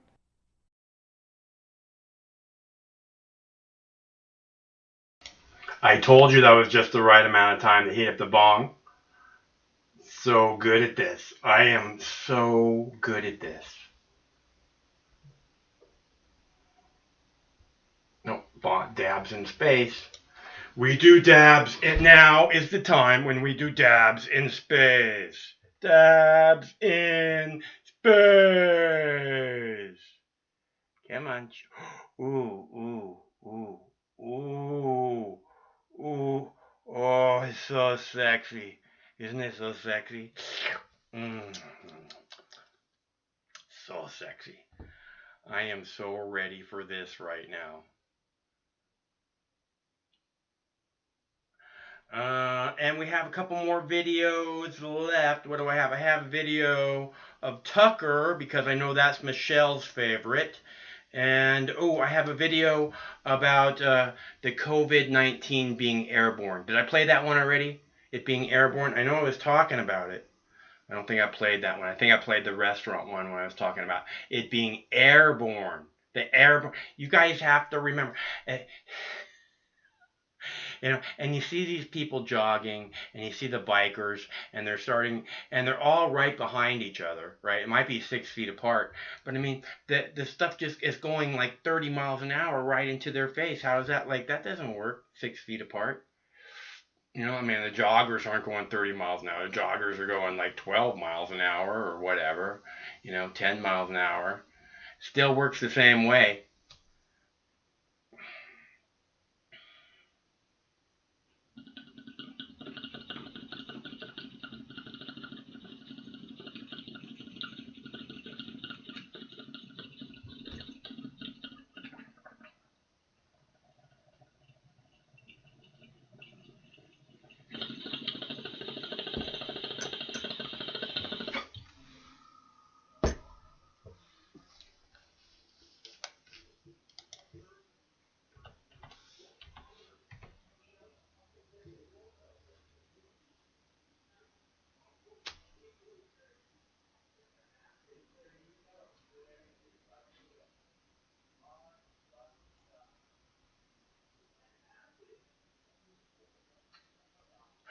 Ah! Yay, that was good. I feel much better now. Don't you know? So I am going to go ahead and I'm going to play the COVID-19 is in the air, because I don't know that I played that one yet, but I think we should play that one. Pretty sure we didn't play that one. And I got to make sure that you people are afraid enough. You need to understand why you need to wear the mask. You need to wear the mask because the COVID-19 is in the air. It's the bird box monster. It's up there in the sky. It's gonna get ya. But not only that, if you don't wear the mask, you might forget. If everyone's not wearing a mask, you might forget that you have to be afraid of the bird box monster. You might see people not wearing masks and being happy and enjoying their lives like they're not afraid. We can't have that, okay? That is completely unacceptable. You must be fearful at all times. So put your fucking mask on every time you leave the house in order to remind you and all your neighbors to be terrified every moment of every day, because the motherfucking bird box monster is on its way and it's gonna get ya. Don't forget. Surprising Research may help keep people safe from the coronavirus in restaurants. As we told you, these scenes are playing out in some restaurants, like this one in Colorado. Now dining establishments may need to consider airflow as well as social distancing. Omar Villafranca has more on that. Whisk Crepes Cafe in Dallas, a restaurant that once seated about 25 customers, is remaining, like most restaurants in the country, strictly takeout. We don't even let them order inside. They have to order like outside on the phone or online. Nobody comes inside besides employees. But some states are allowing restaurants to gradually open. In Texas, they can't go over 25% capacity. Yet owner Julian Ellison says he's not ready to. Is that for your peace of mind, customers' peace of mind, whose peace of mind? For like everybody's peace of mind. My peace of mind, my employees' peace of mind, and my customers' peace of mind. Do you think people will reward that loyalty? I think I already do, actually. A lot of customers give us some very positive feedback. It turns out there's a lot to consider when reopening a dining room, and not all of it has to do with keeping customers 6 feet apart. Some of it has to do with airflow. A recent study out of China showed how one customer with COVID-19 spread the disease to 9 others. But look at the pattern of infection. Some people seated at the diner's table and at the one in the front and behind were infected, but nobody at the table next to it was. When a virus is caught up in an airstream, it has the potential to move much further than 6 feet. Professor Kevin Van Den Wy-Mellenberg and 5 other researchers from the University of Oregon and University of California, Davis are the authors of a paper focused on minimizing viral transmission in buildings. Your team has a 3D model of how it may spread. We created a conceptual visualization of how the aerosols may be spreading in that room with a fan that is simply recirculating the air. Whether it was an air conditioner or just a fan moving air, the visualization is really trying to articulate how the particles get caught up in the air and move around the space. The team created a second animation for the same room, only with an open window. You had less people turn red and get sick. What did opening a window do? Right. So in this conceptual visualization, what we were seeing is that with increased outside air exchange through the open window, particles deposit more quickly and then also be exhausted from the airstream more quickly. Fresh air, fewer infections. Are people in the restaurant business going to have to consider in the future, in your mind, forward? And I think restaurateurs will be included in that scenario. As for the outdoor dining, Professor Van Den Wy-Mellenberg says that is safer than any indoor plan. For CBS This Morning, Omar Villafranca, Dallas. Fresh air, fewer infections. Absolutely fascinating. Thank you, Omar. Ahead, Vlad.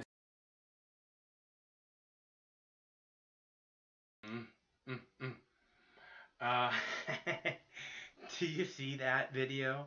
That's like, this guy over here is the active shooter, and he's gonna get at least 3 of you because you're in the fucking area with him, you know, and he's not wearing a mask. You're all dead now. Dead. Do you see how this works?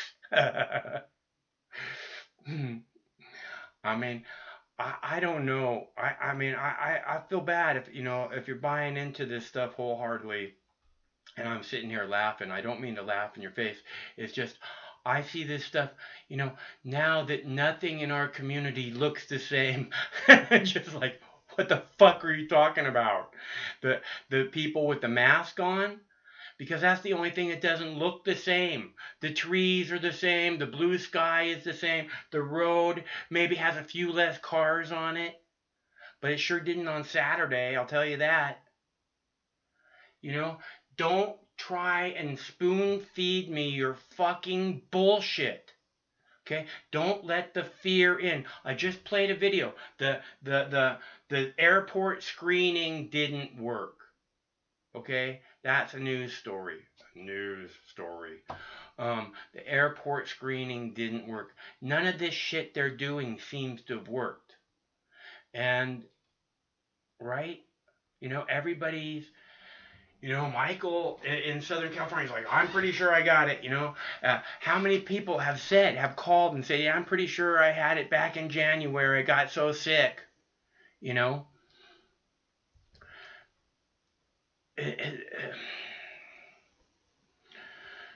you want to protect yourself. You want to protect your families. It's understandable that you might fear for them and their safety. That's a normal thing that people with families would do. At the same time, when you see the mainstream media going, we're all gonna die. Remember, you know, the terrorist, the terrorist, the terrorist, we're all gonna die. The terrorist, the terrorist, the terrorist. Remember, Russia, Russia, Russia, Russia, Russia, Russia, Russia, Russia, Russia. Nothing's ever gonna be the same. We're all owned by Russia. These people are completely full of shit and doing nothing but trying to make you afraid.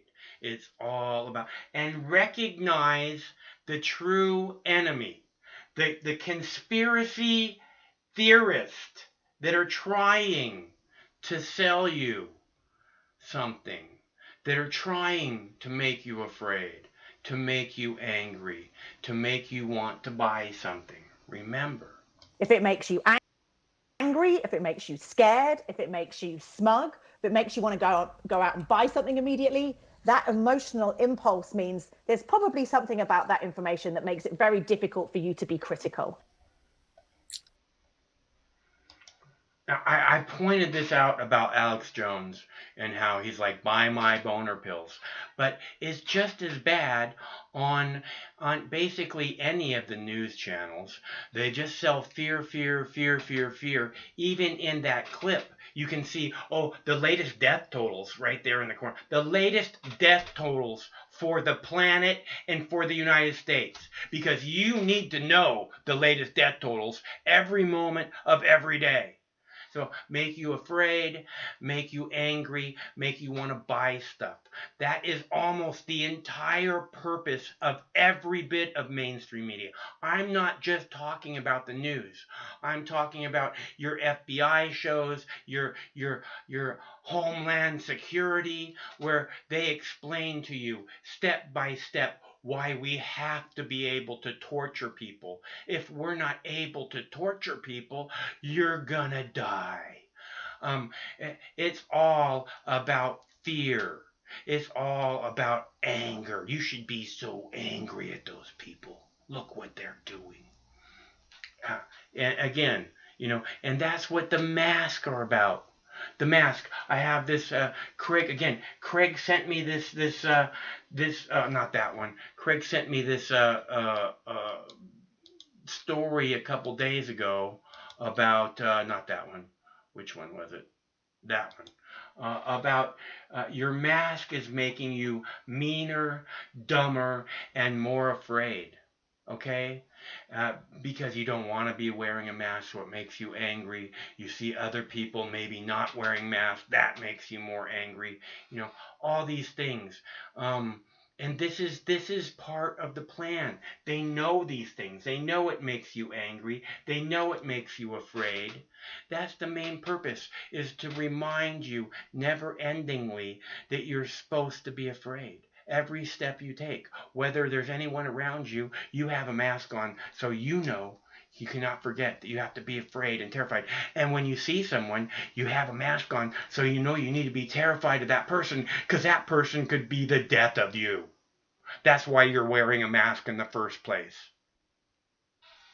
Which, by the way, most likely will not protect you from that person. So we are clear. And I'm going to play one more clip for you here. I have two more clips, but I'm going to play one more because, again, there's something to be understood in the clip. Dr. Tony Fauci appeared on Capitol Hill today to testify before members of Congress. The topic, of course, was the ongoing debate over when and how to reopen the country at schools and workplaces, when to do it, how quickly. Dr. Fauci left no doubts about how he feels on that question. Opening up now, he said, after just 2 months of lockdowns, is a very risky, indeed a dangerous prospect. Letting Americans work and learn once again could be a catastrophe, he said. And he wasn't just referring to a handful of hotspots that have been hit especially hard.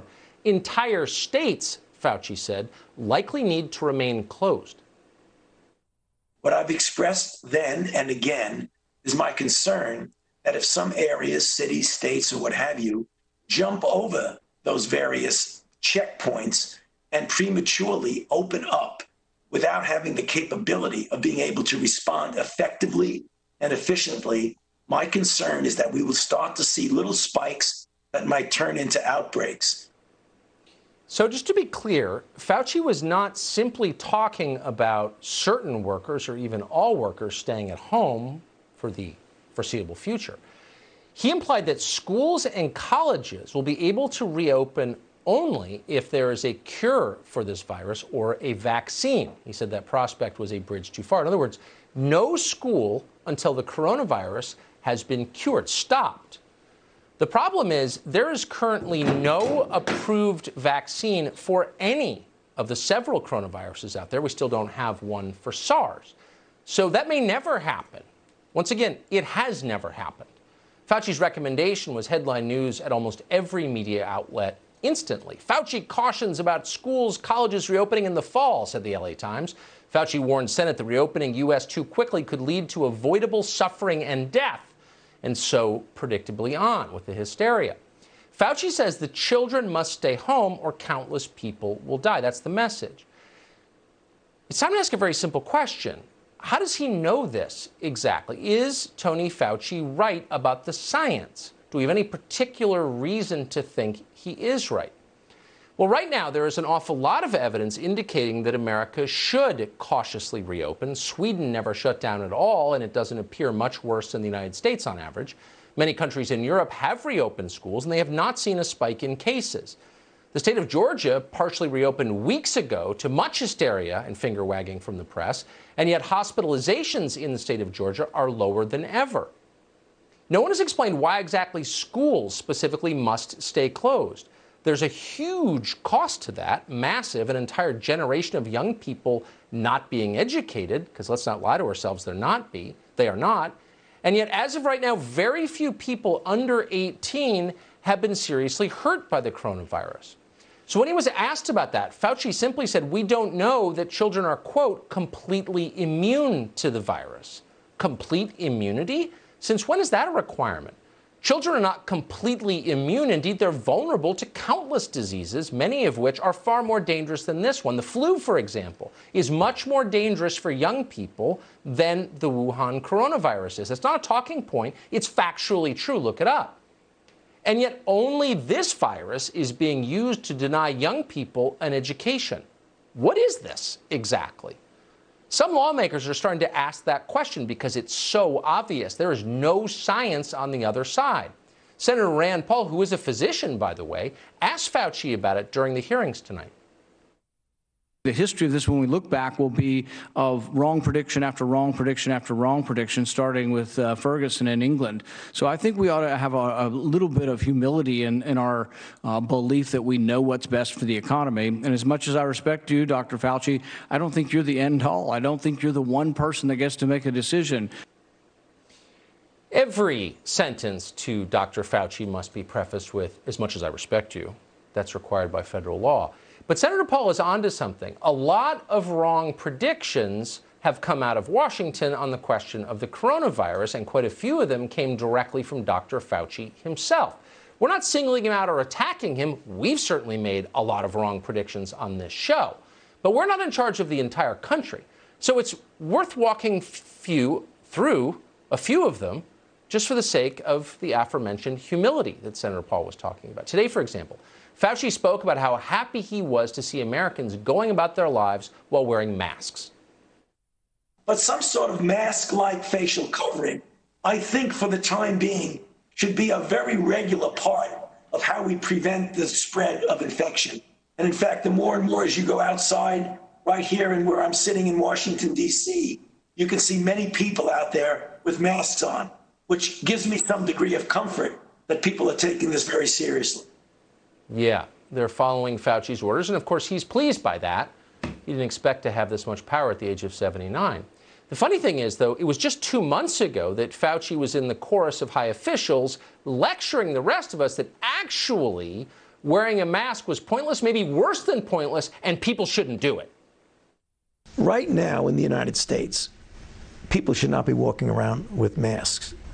You're sure of it? Because people are listening really closely to this. Right now, people should not be walking. There's no reason to be walking around with a mask. When you're in the middle of an outbreak, wearing a mask might make people feel a little bit better, and it might even block a droplet, but it's not providing the perfect protection that people think that it is. Now, I know this is going to be painful for some people. They don't want to doubt. This is a little bit like learning that your religion is fake. But this religion is fake. It shouldn't be a religion in the first place. It's supposed to be science. You're supposed to admit when you're wrong. You're supposed to be totally transparent about your reasoning. But they're not. And Fauci's in that category. By the way, back in early January, Tony Fauci was telling the rest of us, don't worry about coronavirus. Bottom line, we don't have to worry about this one, right? Well, obviously you need to take it seriously and do the kinds of things that the CDC and the Department of Homeland Security are doing. But this is not a major threat for the people in the United States, and this is not something that the citizens of the United States right now should be worried about. Huh. Do wear a mask, don't wear a mask, don't worry about the coronavirus, never reopen schools until we have a cure for coronavirus. That's a lot of different positions. It was just last month that Dr. Fauci told the rest of us it was totally fine to have sex with strangers you meet on the internet, on dating apps. Totally cool. Hey, man, he's old, but he's cool. But almost simultaneously, he said that nobody should ever shake hands again just to be safe. I don't think should ever shake hands ever again, to be honest with you. Not only would it be good to prevent coronavirus disease, it probably would decrease the incidence of influenza dramatically in this country. Look, this is just buffoon level stuff at that point, and we're not doing this to mock the guy. You know? I mean, anybody who talks as much as Anthony Fauci does on television, we can tell you firsthand, is apt to say some stupid things. The point is this the guy into whom you want to vest all of your trust? Is this the guy you want to chart the future of the country? Maybe not. This is a very serious matter, the decisions we're making right now. Tony Fauci has not been elected to anything. He's had the same job for nearly 40 years. That means the majority of American voters never even indirectly picked him for the role he has now. This is not the result of any kind of democratic process at work at all. Yet in the last 4 months, Fauci has become one of the most powerful people in the world. And some, particularly in our media and in our democratic establishment, are clamoring to give Dr. Fauci even more power. Why? Some people seem to think he should be dictator for the duration of this crisis. That's insanity. Fauci, like every other human being, is flawed. He says things that are wise. He says things that are profoundly silly. He's not, and no one is, the one person who should be in charge. When it comes to making long-term health recommendations, this guy, Fauci, may be even more off base than your average epidemiologist. Plenty of doctors, by the way, think it's time for most, even all of the country, to cautiously reopen. And they have a voice in this, too. They deserve one. But in the end, no appointed doctor should make the call on what our federal policy is. We elect leaders for that because we're supposed to be in charge of the country because it's a democracy. Remember NBC? CNN? Sometimes life can be a little overwhelming. Sometimes the weight of the world can be too much to bear. Sometimes you need to stop worrying and take a deep breath. Sometimes you need cannabis. Introducing Brightside, high-quality cannabis delivered right to your door. Brightside offers an extensive menu of strains and products to meet your needs. Choose the experience you want, and we'll send you the dankest herb, the real sticky icky, some top-shelf marijuana. If you like what we send you, keep the whole jar. We'll even include some nugs for you to blaze. As part of Discovery, you'll get to try new strains and products. Side effects may include euphoria, increased appetite, uncontrollable giggles, elevated sensitivity to musical dopeness, and reduced anxiety. Tetrahydrocannabinol may also induce feelings of existential well-being and relentless optimism. With a Brightside subscription, you can get it once a month, once a week, or whenever you want, all at a price you'll like. And yes, this is a real company. Do you know who I am? You're the wizard. Ask your doctor if cannabis is right for you. It probably is. Keep it Brightside.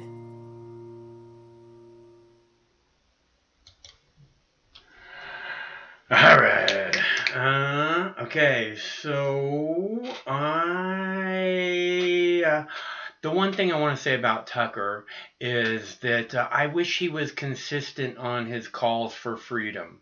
You know, the clip right before that, he goes off again and again about marijuana being essential during this time, and people in Congress wanting to act like there needs to be more marijuana freedom. You know, this is there does need to be more cannabis freedom. Clearly, the sky has not fallen. They have told us for generations that if cannabis becomes illegal, the fucking sky is going to fall. Do you understand? That's what the truth. That's what your parents believed. If marijuana becomes legal, oh my God, think of the children. Why won't anyone think of the children? And meanwhile, marijuana has been legal for like 10 years, going on 10 years, right? A lot longer for the medical. I've been a medical patient in Washington State for 18 years. And it was a couple of years before that. I told you I asked another doctor to sign the medical form and refused to do so, but it's been a while now, so it's a good thing. Freedom is good. I don't know why, you know, oh, we have to fight for freedom over here, and then when, you know, other people are like expressing freedom, they're like, oh no, we gotta label those people. Those people are, you know, mush minds, right? They're mush minds. You know, fuck you, fuck your labels, you know, be consistent. I am always about freedom, because freedom is an inalienable right. As I said, it's not the founding fathers that gave it to you. They just simply recognize it as a truth, that you have these inalienable rights. You were born with them. The Constitution doesn't give them to you. The founding fathers didn't give them to you. They just simply recognized that they already exist. You have the right to live your life any way you see fit. And second, no one's ever going to take that right from you, because you have the right to defend yourself. Brilliant! They were fucking brilliant, I tell you. So again, you live your life, and it's not a matter of you living your life to the right, or you living your right to the left. If you think in those terms, I feel horribly bad for you. You know, because they're the same. The politicians, at the very least, are the same. They walked us hand in hand into this place in the year 2020 of never-ending wars of choice, when we have little precious resources to spend. They're spending it all on war. And they say, oh, well, we'd love to be able to give people health care, but, you know, we got this war going on, and that really takes priority to everything. Again, this doesn't represent the middle class, the working class person, ever, at all. I'm tired of it. We deserve better. We need to come together. If we can come together, we have the real power, and then we can prioritize what it is that we want to make happen with our precious little resources and the precious little time that we have left. And in the precious little time that we have left in this evening's episode of Mox News Live call-in show, I would like to say thank you so much for tuning in, because it's always better when you're here. And we are here every Monday through Friday at 7 p.m. Pacific time. So I hope that you will set your calendars so that, and hit the notification button and the subscribe button, so that way you'll know what's going on. Because sometimes we might pop up and do a live show just on the spur of the moment because something's happening and we need to start that discussion now. We can't wait till 7 p.m. And one of these days that is going to happen. So you really want to be in touch. Be sure and hit this notifications button. Otherwise, YouTube is going to do their best to make sure you don't know what's happening regardless. But at least you jump through the stupid fucking hoops that YouTube has put in the way from you just subscribing to someone and getting their videos. Because that's the way it was, and it worked brilliantly, and then they fucked it all up. And now it only works for people who want to spend money. So fuck you, fuck you, fuck you, YouTube. You know who I'm talking to. That being said, we do this every Monday through Friday at 7 p.m. Pacific time. And that means we'll be back here tomorrow night at the same Mox time, same Mox channel. I hope we see you there. And remember, never forget, one of these days, this war is going to end. It has to end one of these days. So stay cool until that day. No matter which mouth you feed on a two-headed snake, it still shits the same turd. But lucky for you, you have Mox News. More than 10 years. More than 60,000 videos. Mox News has been filtering the nonsense and illuminating the bullshit from your mainstream media. Turn off your TV and turn on to Mox News. For over a decade, documenting the socio-political events that have etched and carved the pathways that define today's modern mess, Mox News has been providing clarity while faithfully bringing you today's relevant stories 100% commercial-free and subscription-free. And just like Lady Liberty vows to remain free. But at this time, we're asking you for your help, your patronage, and your support to keep the lights on and the videos rolling. For less than 17 cents per day, you can become a basic subscriber, knowing that your donation is truly making a difference that will help continue bringing the news stories that make a difference in your life. Turn on, tune in, and drop a couple dimes today by clicking the link below or visiting moxnews.com and show your support at any level. From a single one-time donation or dedicated monthly subscriber, do it now in less than 2 minutes. All donations are safe, securely processed, and verified using PayPal, Visa, MasterCard, American Express, or Discover Card. As always, we're sure you'll find something of interest each and every day. This holiday season, give the gift of Mox. moxnews.com